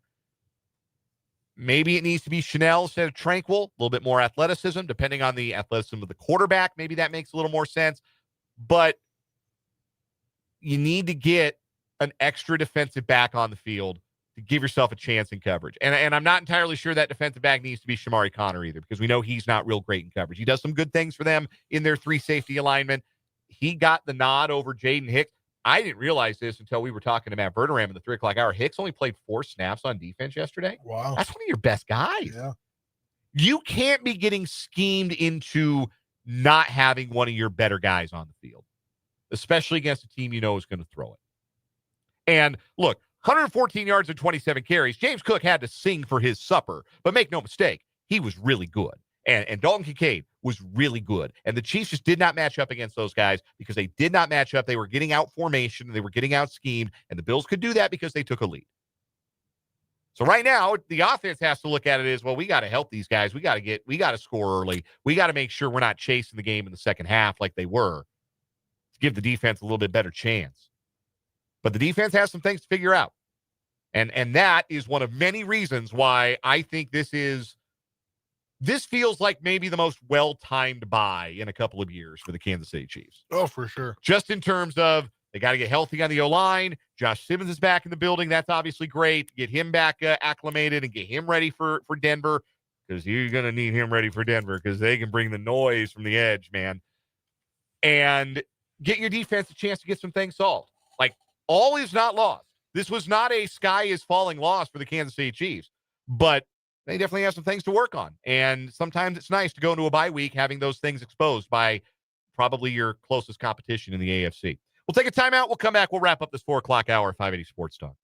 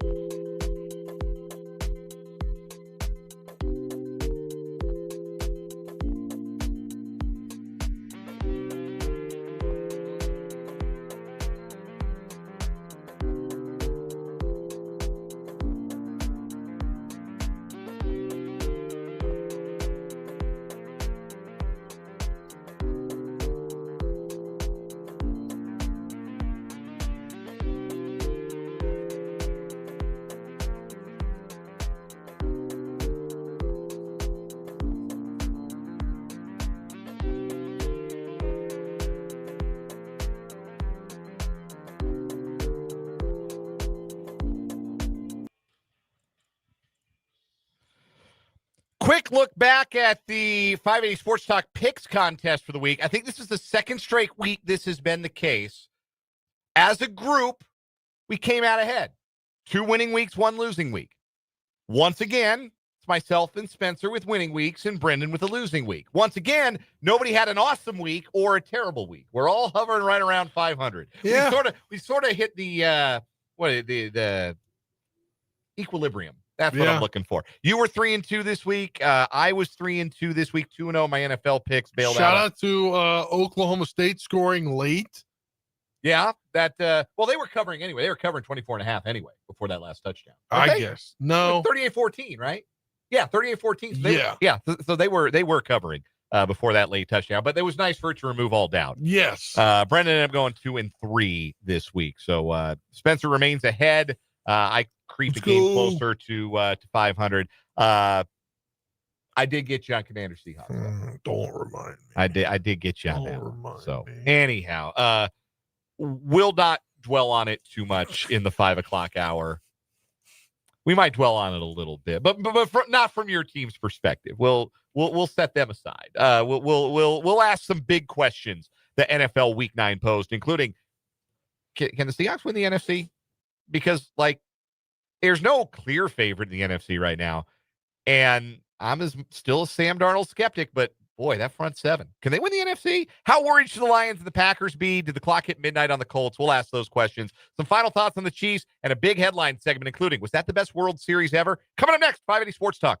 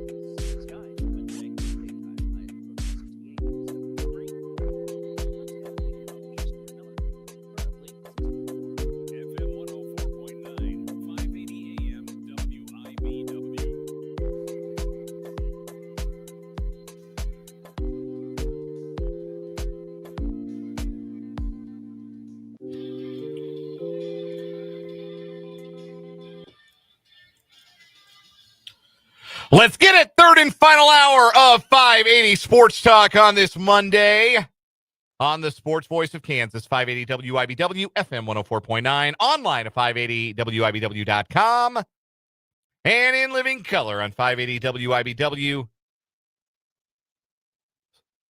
on Facebook, WIBW News, and 580 Sports Talk on YouTube. Wow, my brain broke for a second. You know, on that 4th and 17 yesterday where Bosa just quit rushing the quarterback? Yeah, and it was actually a completion. It stopped and turned around and then tried to get back in the play, and it was too late. Mahomes already hit Rashee Rice. That's what happened to me just now on the show. Like, my brain broke, and I just kind of froze. It's been... Well, it's better than your brain breaking with your head coach and your team's down 30, and you put your starting quarterback out there, and then he freaking breaks his elbow. All right. Better than that. I thought you said we weren't going to dwell on this, Spencer. That field is cursed. Alex Smith's leg, Ryan Fitzpatrick's hip, Chase Young's ACL, Kyle Allen's leg, Joe Burrow's ACL, RG3's ACL, Adrian Peterson's ACL. Jalen Hurts nearly died because the fencing fell over, and now Jaden Daniels' elbow. I forgot that happened. Maybe saying he nearly died is a bit much, but he could have been like maimed. Yeah, and that was bad. Anyway, sorry, I had to get that rant out. I understand. I respect it. That's Spencer Dupuis. I'm Dan Lucero. Here we are at 580 Sports Talk. We're with you until 6 o'clock here on the Sports Voice of Kansas, taking you up to some K-State women's basketball season opener for Jeff Mitty's K-State Wildcats as they face Omaha tonight at Bramlage Coliseum. Pregame at 6, tip-off at 6:30 on the K-State Sports Network from Learfield. We've got you covered here on 580 WIBW and FM 104.9. KU opens tonight, 7 o'clock tip at home against Green Bay. First chance to see Darren Peterson in a game that counts. I will not be there tonight. I was gone all weekend, and I miss my son. And I want to spend the evening with my wife and my son, who I missed a lot when I was in Florida with Washburn basketball this weekend. And I don't think you want to be sleeping on the couch tonight. I don't want to be sleeping on the couch tonight. I just want to be sleeping tonight. I bet. So travel log, I was up at 1:30 a.m. on Saturday to get to the airport for my 5:05 a.m. flight to Orlando.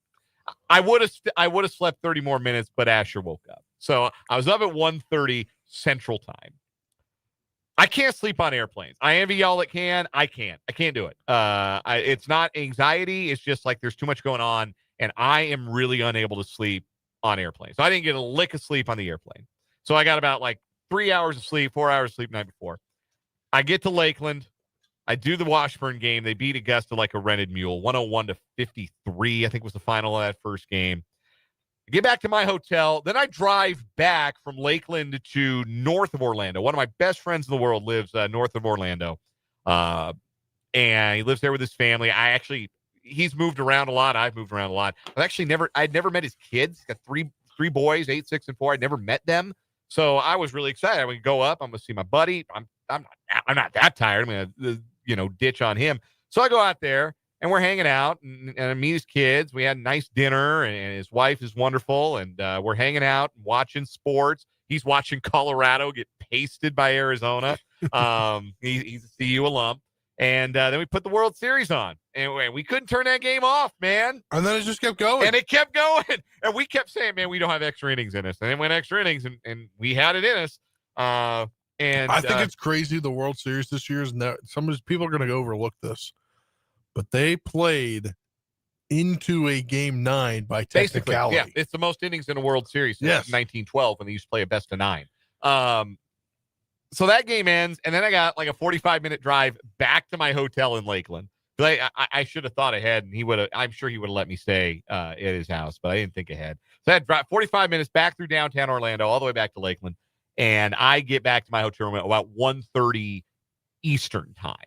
So I was awake for 23 consecutive hours, like a college kid cramming for an exam. How did that work? So I got the extra hour of sleep back, right? Yeah, I was about to say, with daylight savings. You didn't get to fly back until late. No, I flew back at my flight left about 9:50 Central Time last night, and I got back into town about 1 o'clock in the morning. So I am on fumes. I'm sure the bags under my eyes have bags under their eyes. But anyway, that's travel with Dan. So anyway, I would like to see my family tonight. Yes. So that's what I'm gonna do instead of going out and seeing the Bucket Jones show at Allen Fieldhouse. But he'll be there all year, and I'll be looking forward to seeing him in person. One other college basketball thought. Okay. We got into it over text messages. We had some text exchanges about this in the group chat. Uh-huh. How in the world does Jerome Tang's team give up that many points to a Division II squad? Because it doesn't matter. Because it was a 40-minute open run at the YMCA. Because it didn't matter. That's why. 90 points to Newman, who's the bottom quarter of the MIAA. They shot 37 threes, and they made 18 threes. They won't shoot that good in a single MIAA game this year. You can't give up 90 points. Who cares? It doesn't matter. It could not matter less. It could not matter less. Yeah, until they get beat by UNC Greensboro tomorrow. Yeah, we'll see. I am skeptical that will happen. I told you I'm very show me and I will get to it.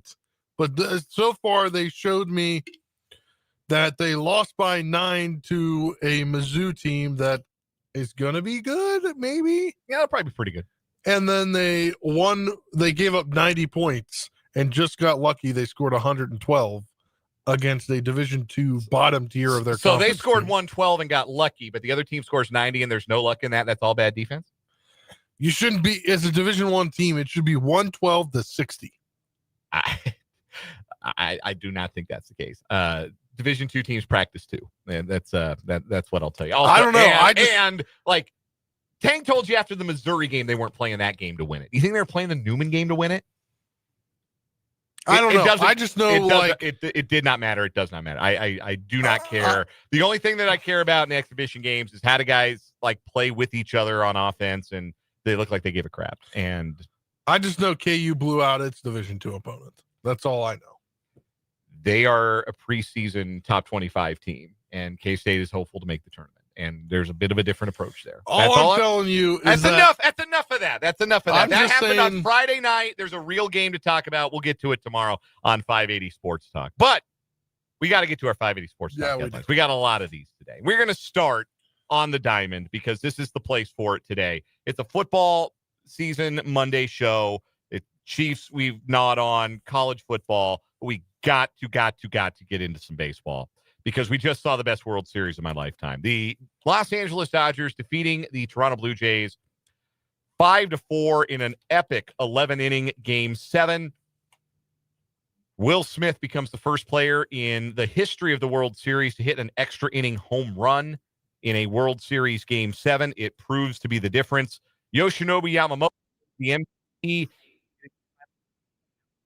game after pitching 6 innings in Game 6 the night before, joining Grover Cleveland Alexander in 1926 and Randy Johnson in 2001 as the only other pitchers to have appeared as a starter in Game 6 of a World Series and is a reliever in Game 7.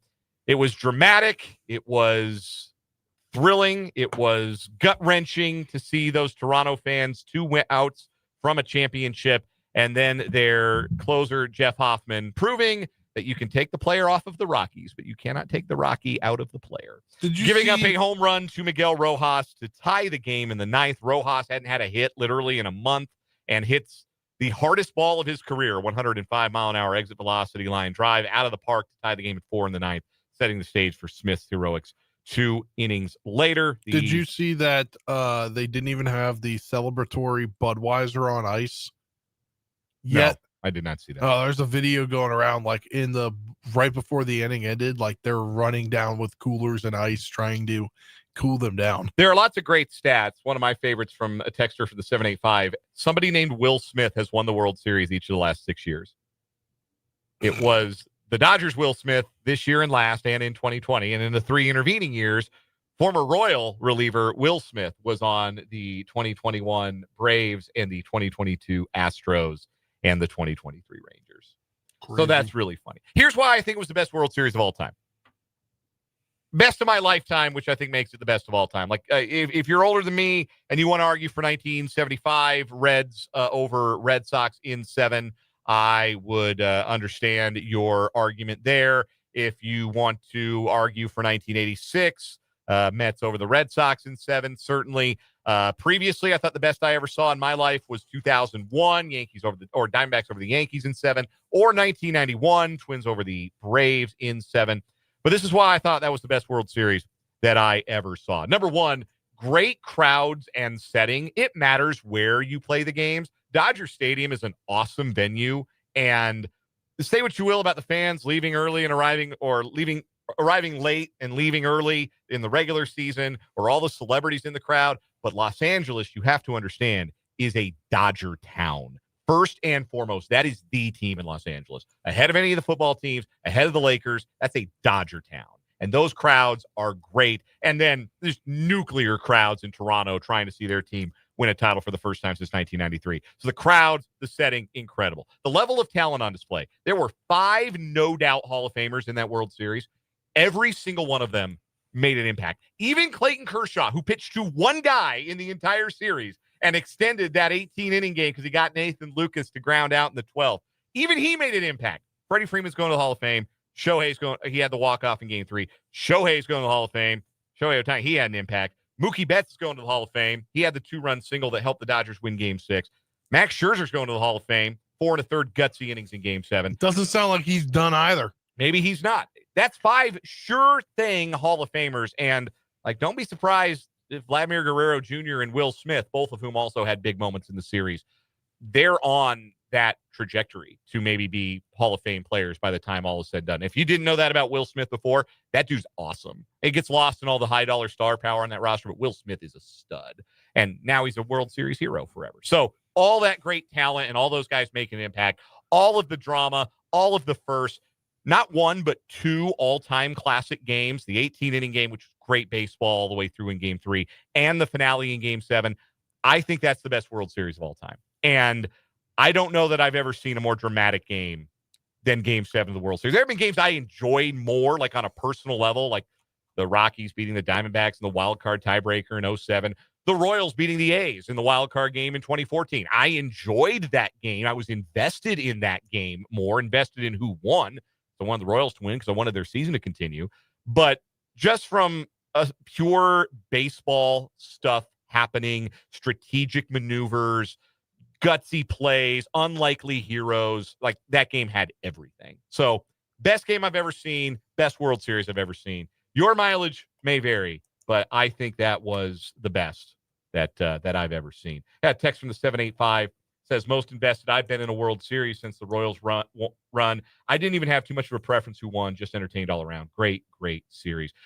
I agree completely. I'm not even upset. I have hated the Dodgers most of my life because they torment my favorite team every year. But I have a hard time hating these Dodgers because their best players are Shohei Ohtani, who's the greatest baseball player I've ever seen, and Mookie Betts and Freddie Freeman, who are super likable guys. Clayton Kershaw has been one of my favorite pitchers to watch for this entire generation. I've always loved watching him pitch. Now, he's washed now, but I still have a soft spot for Kershaw. So it's really hard for me to hate the Dodgers, except for Max Muncy. I still hate Max Muncy. I still really, really hate Max Muncy. Text from the 913 says, gave an excuse to bust out the Jackie Robinson jersey, which I respect. Yeah. Anyhow, that was my thought on that. Couple of Royals-related notes. The Royals had 2 Gold Glovers. That was announced yesterday during the NFL slate. You probably didn't even notice because Major League Baseball could screw up a 2-car funeral. Also, do you know why some people people didn't see it? Because it was on ESPN. During NFL games. Yeah. Right. But the Royals did have 2 Gold Glovers. It was pretty easy to predict when it was announced. Bobby Witt Jr. wins his 2nd Gold Glove at shortstop. Maikel Garcia, a first-time Gold Glove winner at third base. Also, a couple of personnel moves today, just kind of procedural stuff. The Royals declined their player option for 2026 on pitcher Michael Lorenzen. Randall Grichuk had a mutual option that he declined on his end. So both Lorenzen and Grichuk are now free agents. Also, the Atlanta Braves have hired a manager, former Rockies manager Walt Weiss, who won the American League Rookie of the Year all the way back in 1988. He is the new manager of the Atlanta Braves as those vacancies continue to be filled across the league. Let's get to some college football, Spencer. Yes, we'll get first here to the Big 12 television selections ahead of for 2 weeks, not this week, but the week after. K-State at Oklahoma State. That game is an 11 a.m. game on ESPNU. KU is on a bye that week, so no game for them. Mm-hmm. And Arizona at Cincinnati is an 11 a.m. game on FS1. West Virginia, Arizona game. Arizona State's going to be noon Central on TNT. UCF at Texas Tech getting the 2:30 p.m. Big Fox game. Utah at Baylor is going to be at 6 p.m. on ESPNU. And TCU at BYU, 9:15 on ESPN. I talked with Brendan earlier today, and he said he did remember in the contract where TNT gets involved this year to get the Big 12 more on TV. He believes that it was in the contract that there are no ESPN Plus games late in the season. Interesting. Well, it's good to get them all on TV, even if it is ESPNU. So an 11 a.m. kick, and that's not a real surprise given the state of Oklahoma State, the K-State's game in Stillwater. K-State hasn't had much fun in Stillwater in recent years, but everybody's having fun when they play Oklahoma State. You can kind of pick your final score against them so far this year. One other college football headline. We had another in-season firing over the weekend. Hugh Freeze out of there at Auburn after they lost a miserable game to Kentucky on Saturday. You know what tipped people off that something was up? I saw this. Hilarious. So Hugh Freeze has a standing tee time at a course. I think it's literally the Auburn Country Club. I think it's the country club there near the university. People noticed on Sunday that his name was not on the booking sheet. His name was not on the tee sheet. He was not playing golf on Sunday because he was updating his resume. Hugh Freeze is no longer the head coach at Auburn. Hugh Freeze, you remember how he got, like, the first time we heard of Hugh Freeze, he was Michael Oher's high school football coach, The Blind Side. Yeah. So that's where we all got to know Hugh Freeze for the first time. He was he's head coach at Ole Miss for 5 years. He was at Liberty after the Ole Miss job ended because of you wonder how he got the Ole Miss job.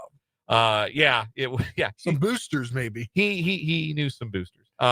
There were some inappropriate behaviors that Hugh Freeze exhibited while the coach at Ole Miss, and then he was not the coach at Ole Miss. But then he tried to put enough Jesus on it and get a little personal rehabilitation, and ended up at Liberty for a few years, and then ended up back at Auburn in 2023 and went 15-19 before being let go. Nobody likes Hugh Freeze. Everybody is happy to see this happen to Hugh Freeze because Hugh Freeze is uniquely phony when it comes to how he presents himself as a person. And I want to be really careful here to note that this is not applicable for every head coach who professes loudly and strongly their religious faith, specifically their Christian faith. That's a big deal for Hugh Freeze. It's a big deal for a lot of coaches. Big deal for Dabo Swinney. He's one of those. Jerome Tang is one who also puts his Christianity front and center. And I don't have a problem with it if I find it to be authentic. I find it to be extremely authentic from Jerome Tang. I think he practices what he preaches. I think he lives his words and his beliefs and his moral values. I think he lives that.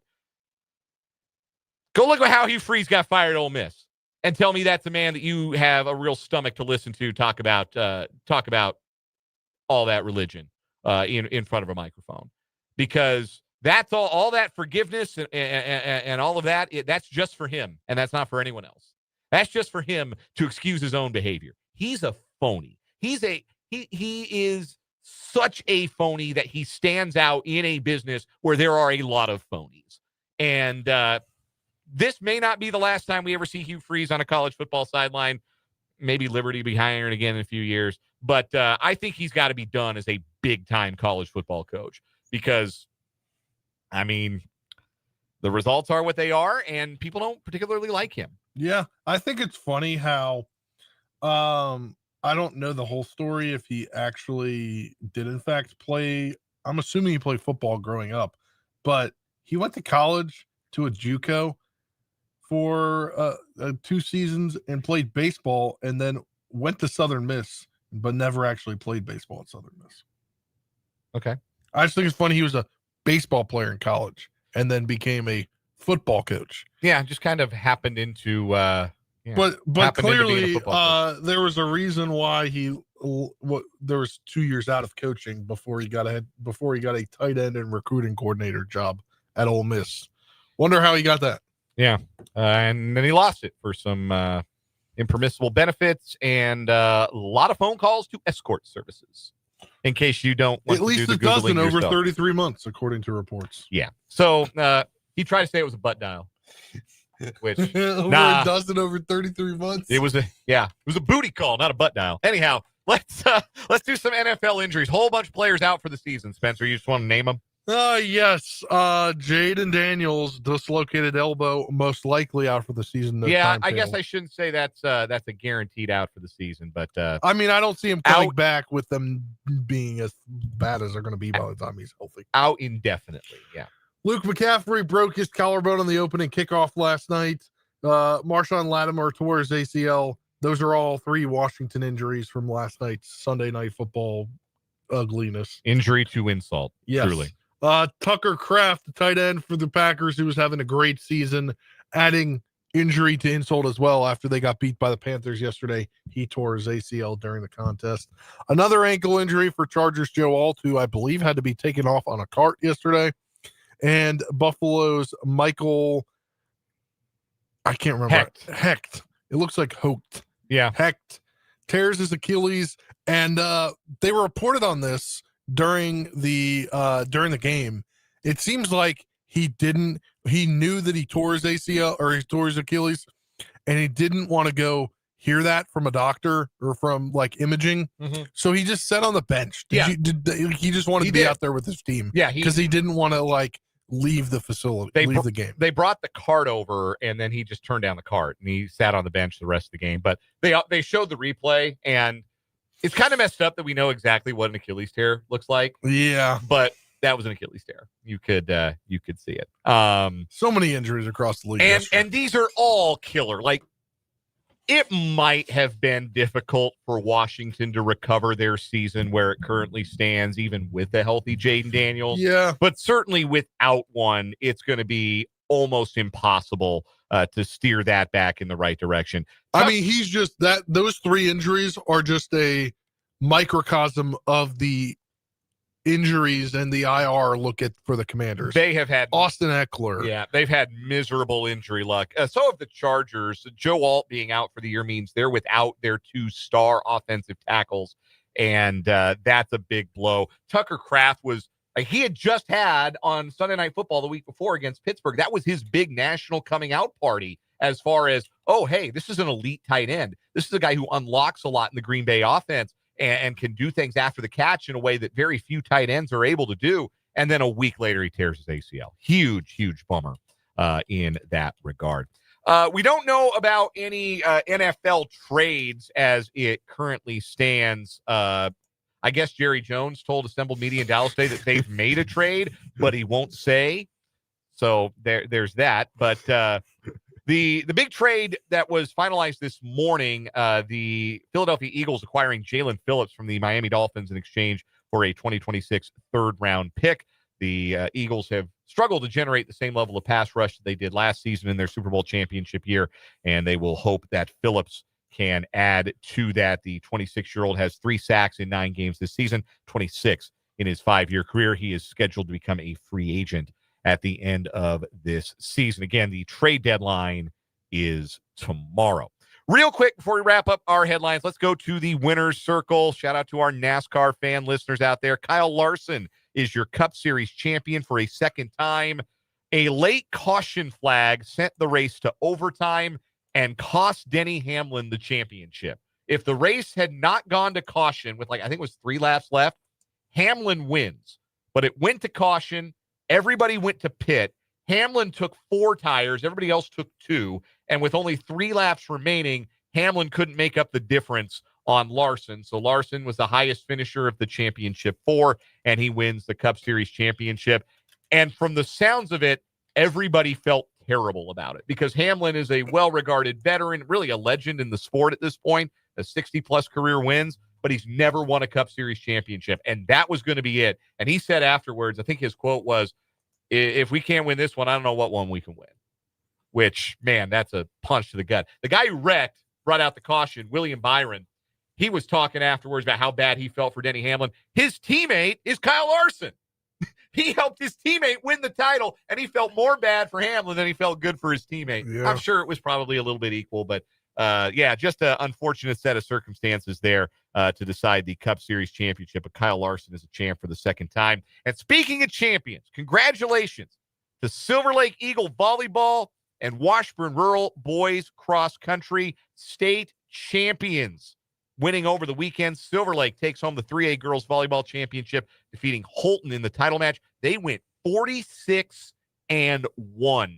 in their season. That is domination by the Eagles. Congratulations to them.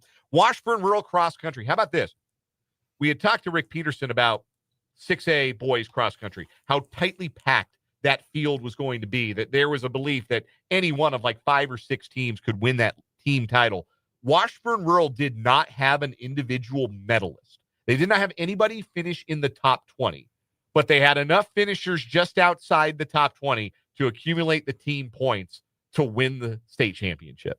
That is a truly tremendous team effort by the Junior Blues to bring home a team state title. So congratulations to Coach Swedlin and the Junior Blues, Coach Johnson out there at Silver Lake. Tremendous accomplishments, and our hats are off to you. That'll do it for our headlines. We'll take a break. We'll come back with some questions that need answering from Week 9 of the NFL.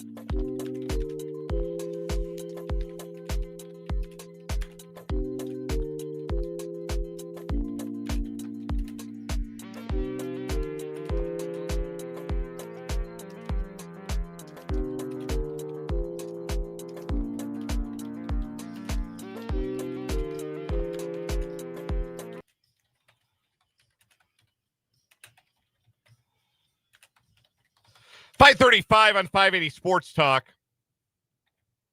Dan and Spencer with you. How about some questions that need answering following Week 9 of the NFL that raised a lot of questions? And let's just start with this one from the Chiefs and Bills game. Does it matter that the Chiefs lost to the Bills again?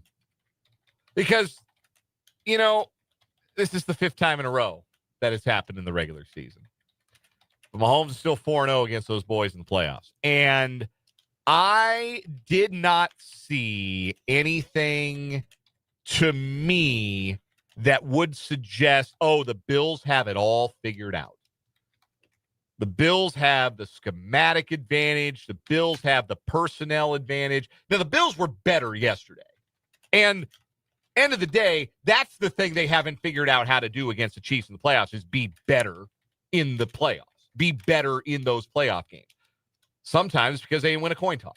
Other times, they weren't like the 2020 and the AFC Championship game. It was because they weren't quite ready. They weren't quite on the same playing field as the Chiefs talent-wise. That was a team that was a little ahead of its time. But the question is, does that win for the Bills represent something greater, a step forward in a change of the terms of engagement between the Bills and the Chiefs? Because I think the answer is no. I'm curious where you come down on this, Spencer. But my thought on this is the answer is no. That it does not, in terms of the standings, obviously it matters. You would rather have won that game than lost it if you were the Chiefs. You're now 2 games back of Denver in the division. You're sitting outside the playoff spots going into week 9 and will be going into week 10 because you don't play in week 10 so going into week 11.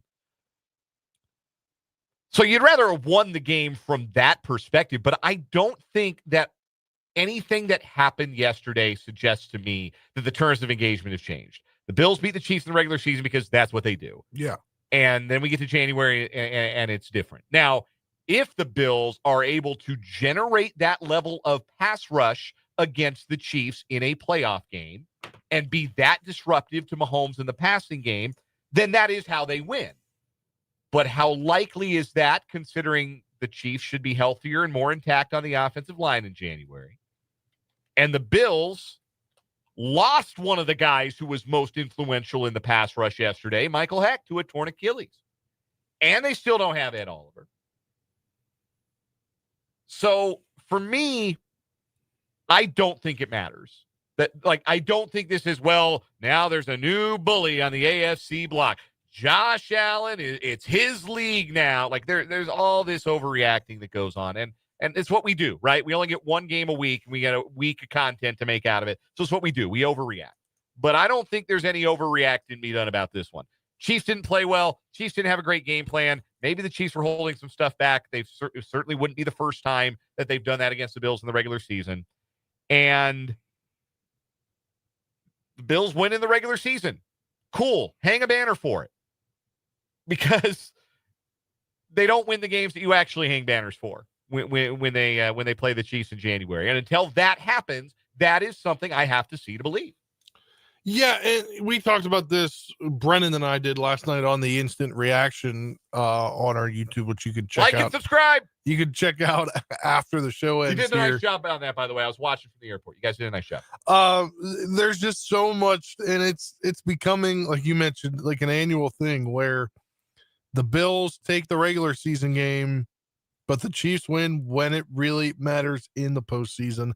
The only tough thing about it for the Chiefs this year is that they can't afford to lose another game for the Chiefs. Yeah, it's going to be really hard for them, and you're going to have to not get used to not playing an Arrowhead in January.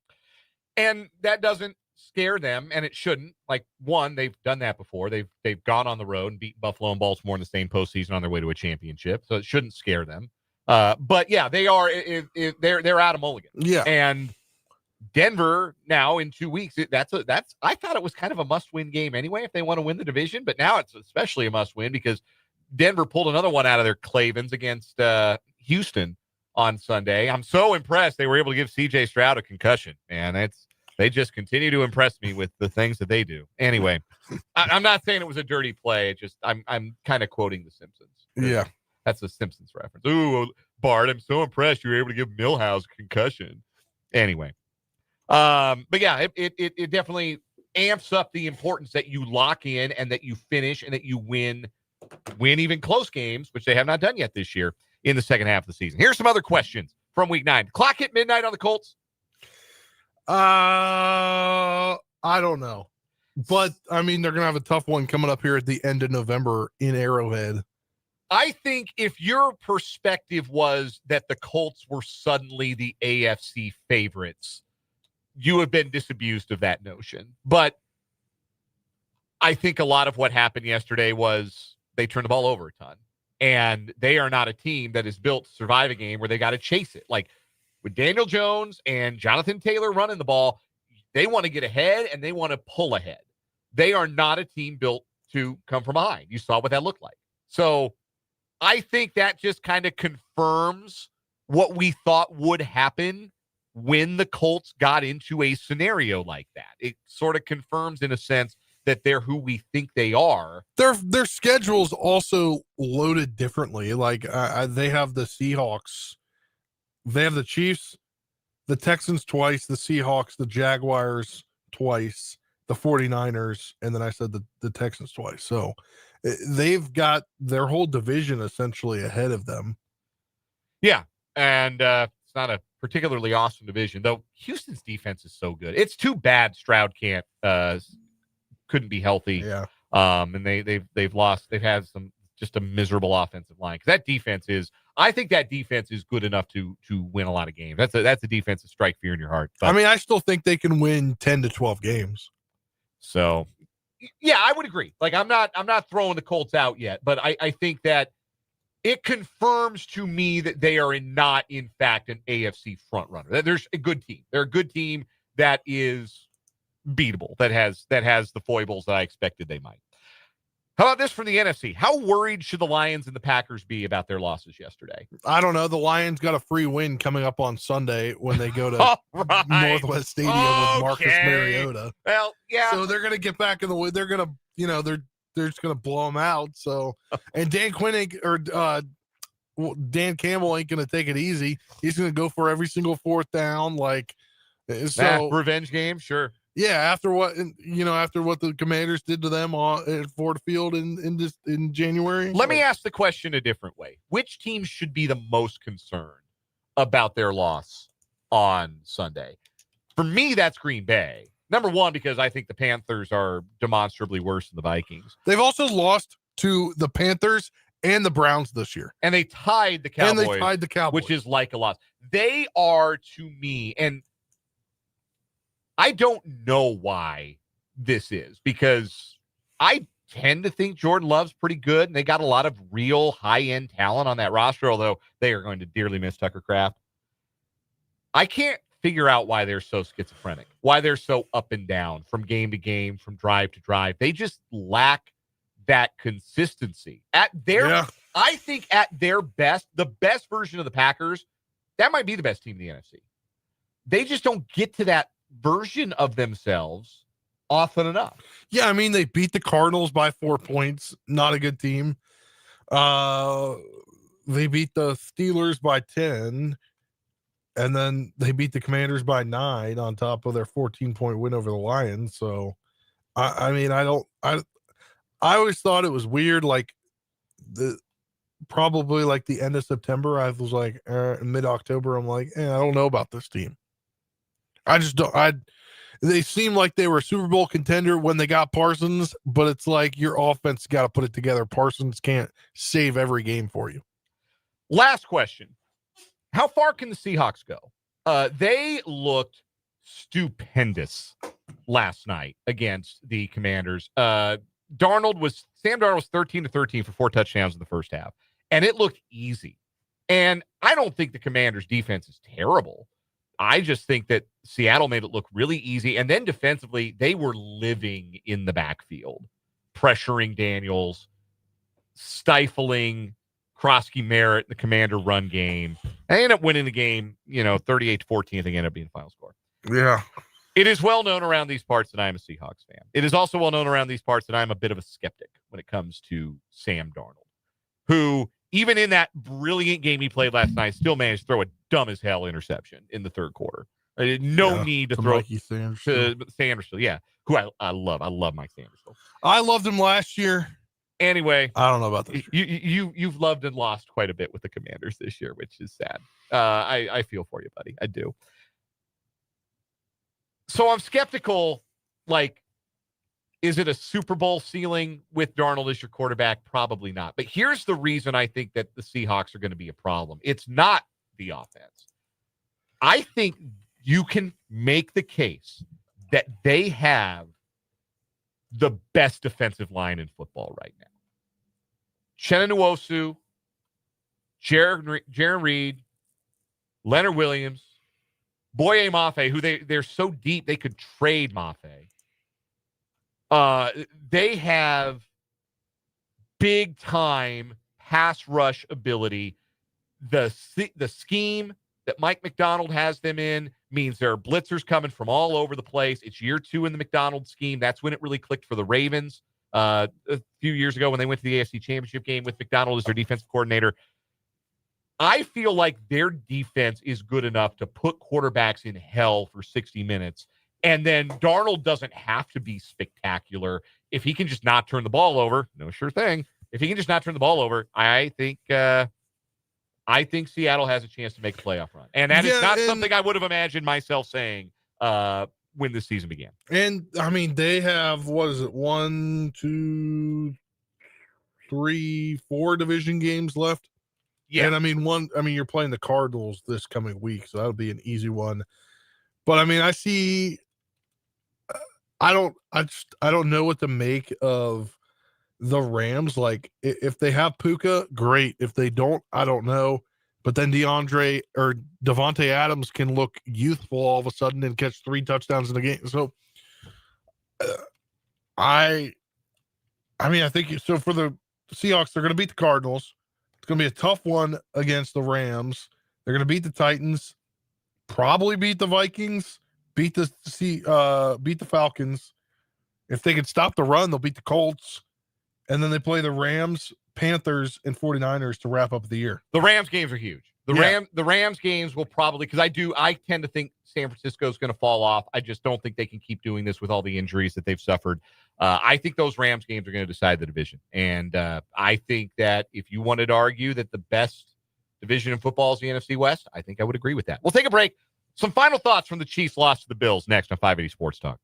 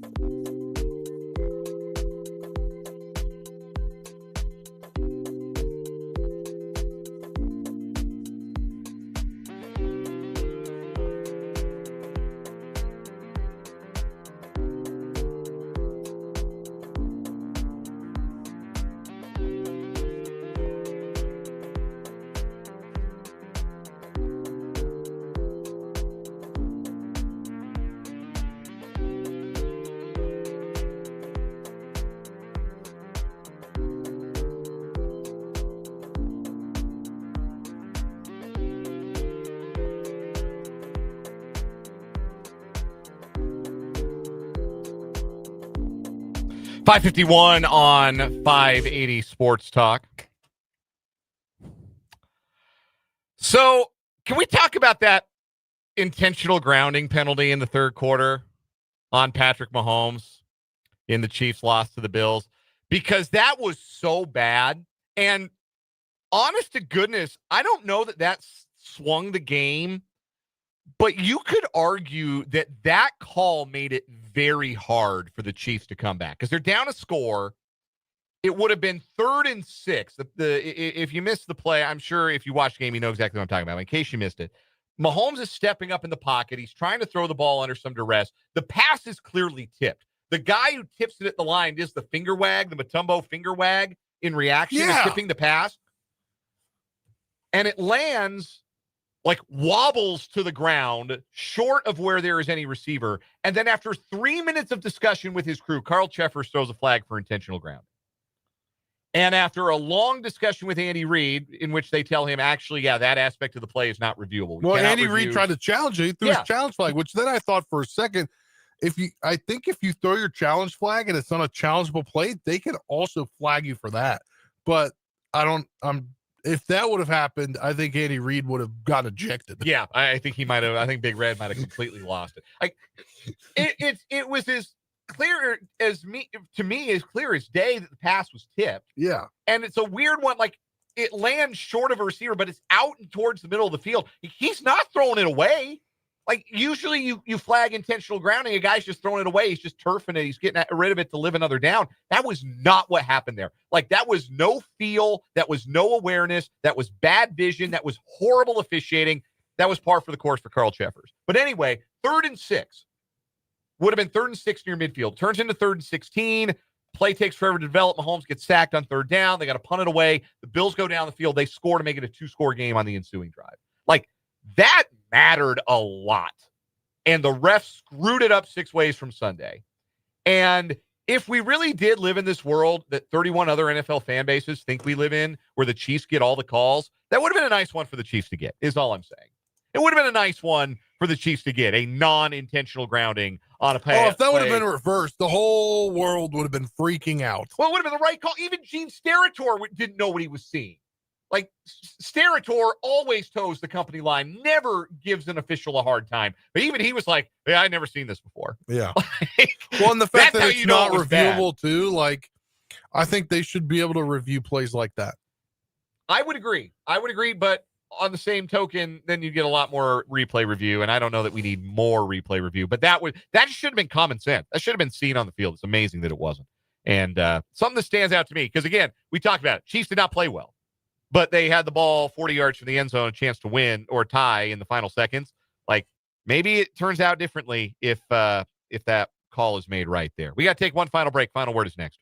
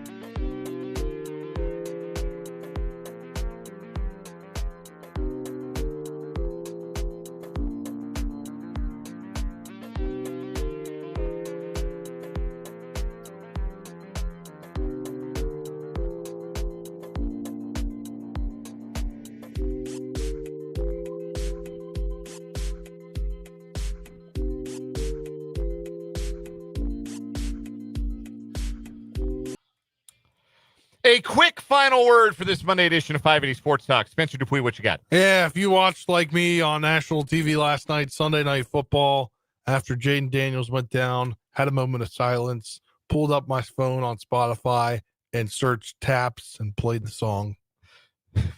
What did Olivia say about that? She just looked at me and walked away. I think that's an appropriate That's response. my final word. I enjoyed that game much more than you did. My final word is I don't think it's a big deal the Chiefs lost to the Bills. It's not great for playoff seeding, potentially. It may mean the Chiefs have to go on the road. Might not be an Arrowhead Invitational this year, but I do not think yesterday's game represented a paradigm shift. What it did represent was another great effort by the Bills, who always bring their A-plus game to the regular season against the Chiefs. And the Chiefs have just not matched that in the regular season. And in the regular season is a really, really important part of that sentence. Also, if you're going to Allen Fieldhouse tonight and you don't chant shorts on backwards at Doug Gottlieb, shame on you. Got to remember the classics. Remember your heritage. Chant shorts on backwards at Doug Gottlieb. K-State women's basketball is next. We're back from 3 to 6 tomorrow. For Spencer, I'm Dan. This is 580 Sports Talk. Good night.